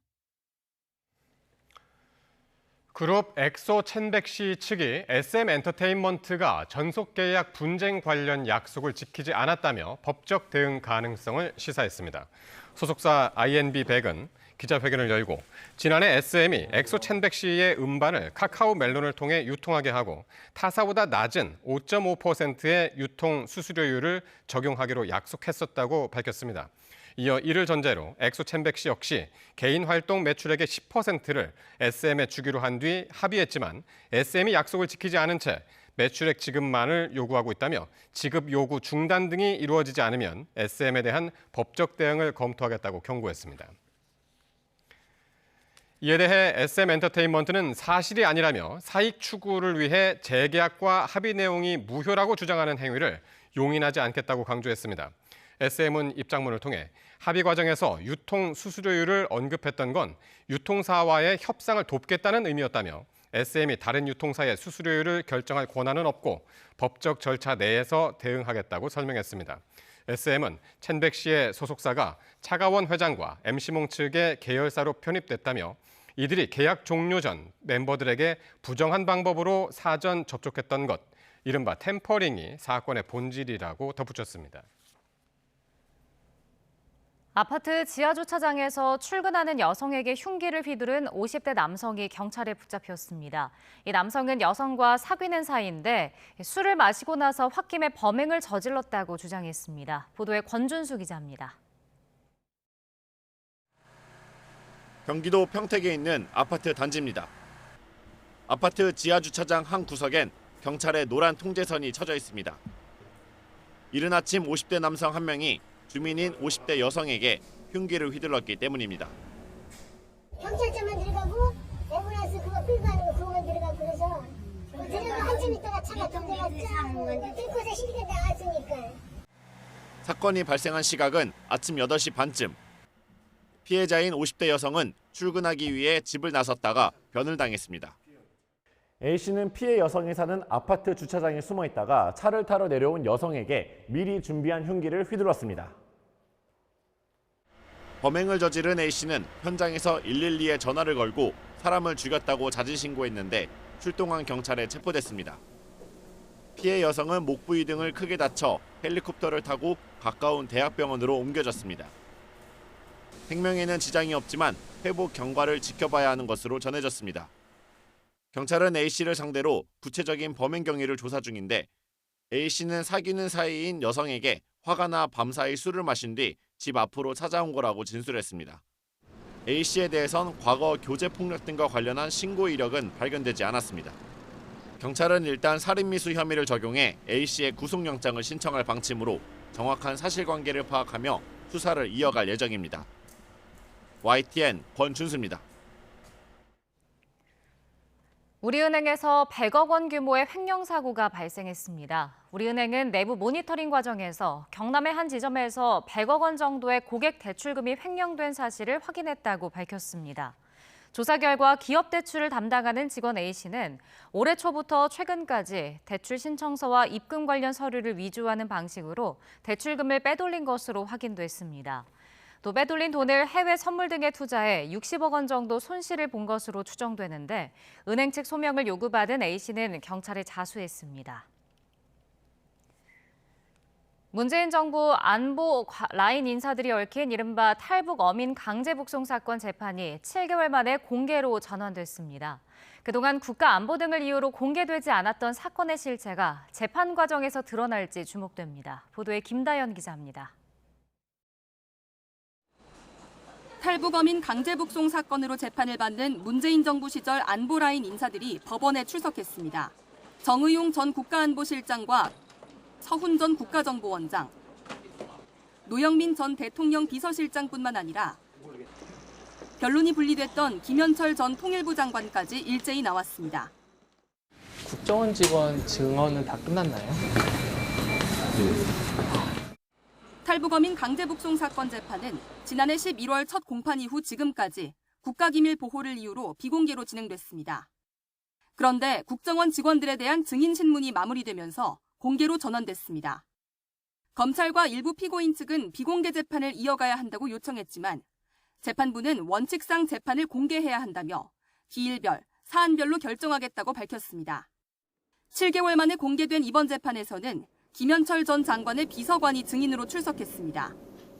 정 전 실장 등은 2019년 11월 동료 선원 16명을 살해하고 탈북한 북한 어민 2명이 귀순 의사를 밝혔는데도 강제로 북한에 돌려보내도록 관계기관 공무원들에게 지시한 혐의로 재판에 넘겨졌습니다. 검찰은 탈북 어민들도 헌법상 우리 국민으로 국내에서 수사와 재판을 받을 수 있다며 정 전 실장 등이 북한을 정상국가로 존중한다는 의지를 표명하기 위해 범행을 저질렀다고 의심하고 있습니다. 반면 정 전 실장 등은 흉악범을 국내로 편입시키면 국민 생활과 안전이 위협받을 수 있다며 합법적 정책 판단을 내린 것이라고 맞서고 있습니다. 앞으로 양측은 탈북 어민을 우리 국민으로 볼 수 있는지, 북송 과정에 문제는 없었는지 등 사건 전반에 대해 치열한 공방을 벌일 전망입니다. 특히 지금까지 국가 안보를 이유로 가려졌던 사건의 실체가 공개 재판 과정에서 드러날지 관심이 쏠립니다. YTN 김다현입니다. 22대 국회에서 야권이 재추진하는 이른바 방송 3법을 두고 여야가 본격 여론전에 돌입하며 일전을 예고하고 있습니다. 국민의힘은 좌파 카르텔이 언론을 장악하려는 시도라며 저지 공세에 나섰고 민주당은 정권에 장악된 언론을 정상화하겠다고 맞섰습니다. 임성재 기자가 보도합니다. 국민의힘은 민주당이 재추진하는 22대 국회 최대 쟁점 법안을 겨냥한 연석회의를 열었습니다. KBS, MBC, EBS 등 공영방송 이사진 추천권을 학계나 시청자, 현업단체 등 정치권 밖으로 확대하는 방송 3법을 반드시 저지하겠다고 나선 겁니다. 방송 장악 3법은 민주당과 민노총 언론노조의 입맛대로 방송사 이사진을 구성할 수 있는 길을 터는 나쁜 법입니다. 특히 야당이 발의한 법안상 이사 추천권을 갖게 될 기자, PD 등 단체들이 정치적 편향성을 띠고 있다고 주장하며 이를 독소 조항으로 규정했습니다. 정치 성향을 노골적으로 드러내온 민주노총 언론노조의 입맛대로 이사진을 구성하게 놔둘 수는 없다는 취지입니다. 민주당의 방송 3법이 처리된다면 민노총 언론노조와 진보 좌파 카르텔의 공영방송 영구장악 기도에 날개를 달아주는 꼴이 될 것입니다. 지난 문재인 정부에서 여야 모두가 동의하는 방송사 사장 임명 제도를 뒤로 한 채 입맛에 맞는 경영진으로 편파 방송을 자행하지 않았느냐고도 꼬집었습니다. 더불어민주당은 그러나 방송 장악을 위한 악법이란 여당의 주장과 달리 언론 정상화를 위한 법안을 추진하는 것일 뿐이라고 맞받았습니다. 21대 국회에서 대통령 거부권 행사로 폐기된 기존 방송 3법에 공영방송 사장 임기를 보장하고 해임 요건을 강화하는 조항까지 추가해 압박 수위를 끌어올렸습니다. 법안을 중심으로 해서 공영방송에 대한 공정성, 국민에게 다시 돌려드리는 문제에 대해서 심도 깊게 논의를 해왔고, 공영방송 인사를 심의 의결하는 방송통신위원회 회의 개의와 의결에 필요한 최소 출석 인원 숫자를 4-5명으로 강화하는 법안까지 포함해 이른바 언론정상화 3+1법이라고 이름 붙였습니다. 법원에서도 위법의 소지가 있다고 판단한 방통위 2인 체제는 방송사에 대한 중대한 결정들을 좌우하고 있습니다. 공영방송을 노형화하려는 시도란 지적엔 전문가와 시청자, 산업단체의 이사 추천 권한을 나눠주는 게 어떻게 언론 장악일 수 있느냐고 반문했습니다. 민주당은 이르면 이번 주 의원총회를 열어 당론 추진 절차까지 속전속결로 마무리한다는 계획입니다. 정치권에선 정권이나 입법 주도권 교체 시기마다 여야가 방송 언론 분야를 두고 한치 양보 없는 주도권 다툼을 벌이면서 방송의 공정성과 중립성이 오히려 침해되고 있다는 지적도 나옵니다. YTN 임성재입니다. 더불어민주당이 대선에 출마하려는 당대표의 사퇴 시기를 조절할 수 있도록 당원 당규를 개정하기로 의결했습니다. 이재명 대표 연임과 대권 행보를 위한 포석이란 지적 속에 이른바 당원권 강화 방안도 사실상 확정되면서 이 대표 체제에 더 힘이 실렸습니다. 보도에 손효정 기자입니다. 대선에 출마하려는 당대표의 사퇴 시기를 조절할 수 있도록 한 당원 당규 개정안이 민주당 최고위원회의에서 통과됐습니다. 당대표가 대선에 출마하려면 선거 1년 전까지 당직을 내려놓아야 하는데 상당한 사유가 있을 땐 당무위원회 의결로 달리 정할 수 있게 한 겁니다. 1년 전에 사퇴해야 된다라고 하는 이 당헌 25조 2항의 완결성이 부족하다. 왜? 예외 조항이 없기 때문에 그렇다는 거죠. 국민의힘 당헌을 참고해서 지난 국회의장 경선 이후 당원권 강화 방안으로 논의돼 왔던 개정안들도 함께 의결됐습니다. 의장과 원내대표 경선에서 기존 의원들의 투표에 더해 권리당원 투표 20%를 반영하기로 했습니다. 이 밖에 부정부패 관련 혐의로 기소된 당직자의 직무정지 조항과 귀책 사유로 치러지는 재보궐선거의 무공천 규정도 삭제 수순을 밟습니다. 이처럼 당원 당규 개정 작업이 사실상 마무리 국면에 접어들었지만 당내 반발의 목소리는 계속되고 있습니다. 특정인을 염두에 둔 게 아니라는 지도부 설명에도 당대표 사퇴 예외 규정이 사실상 이재명 대표 연임과 대권 도전을 위한 거란 비판이 나온 겁니다. 대통령이 돼야 된다 하는데 오히려 그러한 위인설관식으로 무리한 당헌 개정을 하면은 국민들로부터 더 비판을 받을 소지가 있다. 친명계 한 중진 의원은 예외 규정이 신설돼도 이 대표가 임기를 늘리지 않고 대선 1년 전 물러날 거라며 이 같은 확대 해석에 선을 그었습니다. 다만 무소속 국회의장 후보 선출에 당원 투표를 반영하는 게 대의민주주의에 맞는지는 여전히 의문이라는 반응입니다. 당원 당규 개정 과정에서 오히려 원조 친명들이 반대의 목소리를 내면서 일각에선 친명이 분화되고 있다는 분석도 나왔습니다. 이 대표로선 만장일치 합의를 끌어내지 못한 셈이라 친명 체제가 강화됐지만 찜찜한 뒷맛을 남기게 됐습니다. YTN 손효정입니다. 국민의힘이 다음 달 23일 차기 당대표를 선출하는 전당대회를 열기로 잠정적으로 결정했습니다. 국민의힘 핵심 관계자는 YTN에 애초 예정했던 파리올림픽 개막 전날인 다음 달 25일보다 이틀 앞당겨 전당대회를 열기로 했다고 전했습니다. 전당대회 시기는 이르면 오늘 13일 비상대책위원회 의결을 거쳐 최종 확정되는데 전당대회 룰을 논의하는 당원 당규 개정 특별위원회에서는 당심 70%, 민심 30%를 적용하는 방향에 무게가 실린 것으로 알려졌습니다. 음력 5월 5일 단오절 전통 풍습의 하나로 중국 전역에선 매년 용선 경주가 열립니다. 그런데 전복이나 충돌 사고가 잦은 데다 구명조끼 착용 같은 기본적인 안전 수칙을 지키지 않아 인명 피해가 잇따르고 있습니다. 베이징에서 강정규 특파원입니다. 중국 동부 저장성 이우에서 열린 용선 축제. 특별 순서로 외국인 아마추어 팀 경주가 펼쳐집니다. 12명씩 세 팀이 앞다퉈 노를 젓는데 그중 한 척이 뒤집혀버리고 맙니다. 모두 구명조끼를 입고 있어서 굳이 안전요원의 도움 없이 스스로 헤엄쳐 물 밖으로 나옵니다. 관중도 경쟁팀도 서로 웃으며 격려의 박수를 보냅니다. 看得出来，大家实在是太想拿到第1名了，所以可能滑得有点过于兴奋，以至于失去了平衡。 용처럼 길고 좁은 배에서 수십 명이 격하게 노를 젓다 보니 전복이나 충돌 사고가 끊이지 않습니다. 특히 시골에서 산발적으로 벌어지는 경기나 훈련 때 인명사고로 이어지는 경우가 많습니다. 실제 지난 8일 후베이성의 한 마을에서 벌어진 용선 경기 중 배가 뒤집혀 한 명이 숨졌습니다. 지난 5일 충칭에선 여성 용선팀이 훈련을 하다가 전복 사고가 발생해 3명이 사망했습니다. 구명조끼 착용 같은 기본적인 안전 수칙을 지키지 않았기 때문입니다.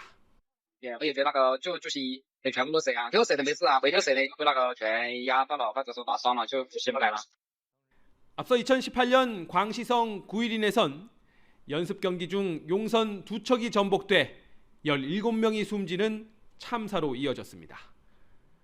베이징에서 YTN 강정규입니다.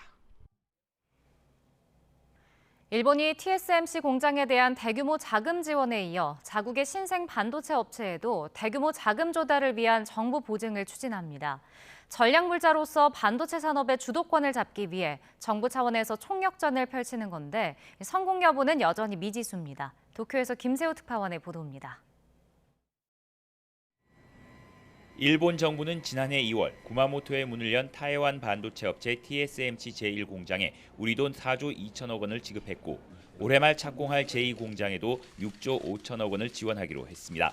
JASMプロジェクト、これは今全国から注目を集めています。九州、さらには日本全体に大きな波及効果を及ぼすものであると。 반도체 산업의 부활을 노리는 일본은 자국의 신생 반도체 업체인 라피더스에는 대규모 자금 융자를 위한 정부 보증을 추진합니다. 일본 정부가 주도하는 라피더스에는 정부 보조금 8조 1천억 원이 투입되지만 민간 출자액은 1%에도 못 미치는 680억 원에 불과합니다. 목표로 정한 2027년까지 최첨단 차세대 2나노미터 제품 양산에 44조 원이 필요한 만큼 정부 보증으로 민간 출자를 최대한 유도하겠다는 겁니다. ラピダスプロジェクトはこの我々の半導体政策の最重要事業であります。民間からの資金調達も拡大をさせ、官民が力を合わせた支援体制を構築をすることが重要であります。 하지만 기업 한 곳의 융자를 정부가 보증서는 것은 이례적이라는 평가 속에 자칫 국민 부담으로 돌아올 수 있다는 우려가 나옵니다. 특히 엘피타 메모리는 2012년 파산했고 재팬 디스플레이는 10년째 적자를 이어가는 등 정부 주도의 반도체 프로젝트는 별다른 성과를 내지 못했습니다. これまでご支援をいただいたにもかかわらず心よりお詫び申し上げます。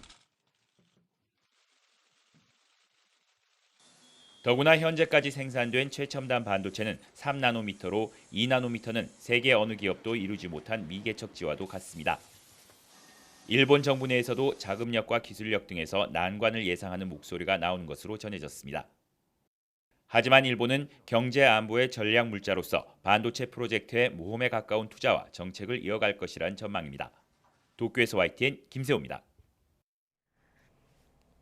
유럽의 선거에서 극우 정당이 약진한 것으로 나타났습니다. 극우 정당의 득표율이 30%를 넘길 것으로 예측된 프랑스에선 마크롱 대통령이 의회를 해산하고 조기 총선을 치르겠다며 정치적 승부수를 던졌습니다. 보도에 홍주혜 기자입니다.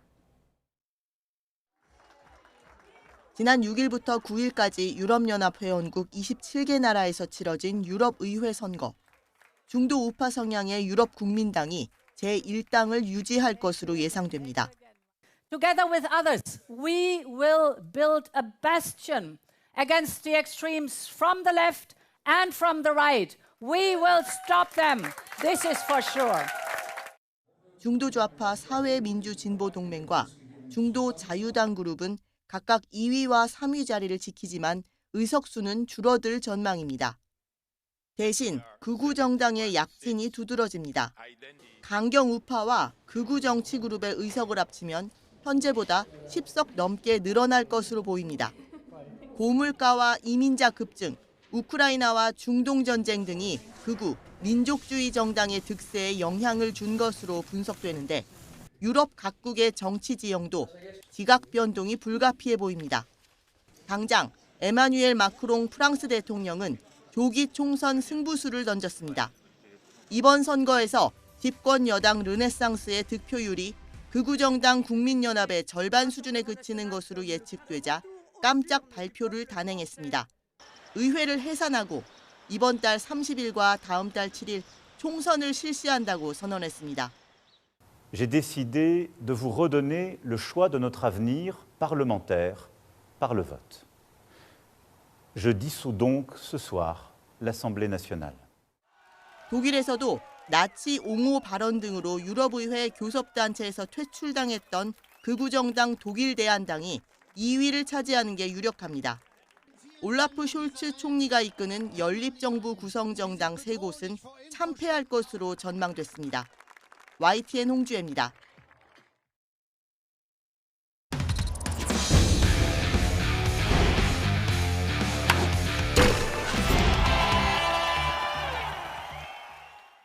치열한 순위 싸움과 더불어 프로야구에선 역대급 홈런왕 경쟁이 펼쳐지고 있습니다. 강백호와 최정, 로하스 등 공동 선두만 3명인데 이 홈런왕 후보만 어림잡아서 8, 9명입니다. 베테랑 대 신예, 국내 선수 대 외국인 선수의 경쟁 구도도 흥미롭습니다. 보도에 이경재 기자입니다.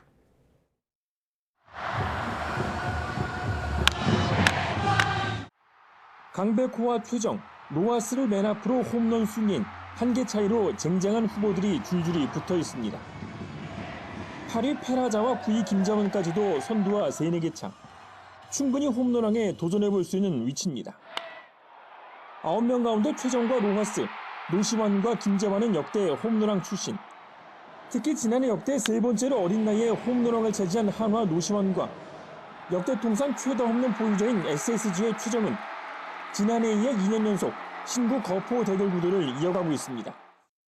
제가 원래 야구장에서 하는 그런 좀 파이팅 넘치고 자신감 있게 플레이하는 그런 모습들을 보여주다 보면 올 시즌 타격 천재로 부활한 KT 강백호를 비롯해 가능성이 폭발한 기아 김도영과 주말 기아전에서 3개를 몰아친 두산 양석환 등은 첫 도전입니다. 매년 크다고 느끼는 중이고 나이가 이제 한 살 한 살 더 들기 때문에 더 크다고 이제 생각이 많이 드는 것 같아요. 국내 선수와 외국인 선수의 대결도 관심입니다. 4년 전 홈런왕의 주인공 KT 로하스에 메이저리그에서도 311경기에서 54개 홈런을 때려내 장타력만큼은 인정받은 NC의 데이비슨이 4년 만에 외국인 선수 홈런왕을 노리고 있습니다. Just try to get a pitch up and got one up and just I guess stayed through it well and but yeah, this probably has to be one of the highest home runs I've hit. So yeah, that was crazy. 역대급 홈런왕 경쟁과 더불어 팀 홈런 순위에선 선두 싸움을 펼치고 있는 기아와 두산이 나란히 71개로 가장 앞서가고 있습니다. YTN 이경재입니다. 프로야구 기아의 마무리 투수 정혜영 선수가 KBO 올스타전 팬 투표 중간 집계에서 1위에 올랐습니다. 정혜영은 어제 오후 5시를 기준으로 한 2차 중간 집계까지 101만 2,173표를 얻어 두산의 양의지를 6천여 표 차이로 제치고 전체 1위를 달리고 있습니다. 기아는 마무리 정혜영을 비롯해 선발 양현종과 3루수 김도영, 포수 김태군, 외야수 나성범과 지명타자 최영우까지 10명이 올스타 각 부문 선두에 올랐습니다.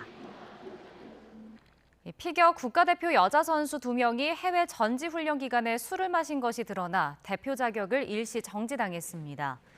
빙상연맹 관계자는 YTN에 지난달 이탈리아에서 진행된 전지훈련 때 룸메이트였던 대학생 선수 2명이 숙소에서 여러 차례 음주한 사실을 확인했다고 말했습니다. 이들이 만취했거나 소란, 난동을 피운 건 아니지만 연맹 강화훈련 지침상 음주 행위는 금지된다면서 이번 달 안에 스포츠 공정위원회를 열어 징계 수위를 논의할 예정이라고 밝혔습니다. 또 훈련 기간 여자팀 숙소를 방문한 남자 선수도 역시 국가대표 자격이 정지됐으며 나란히 스포츠 공정위원회 판단을 받을 예정입니다.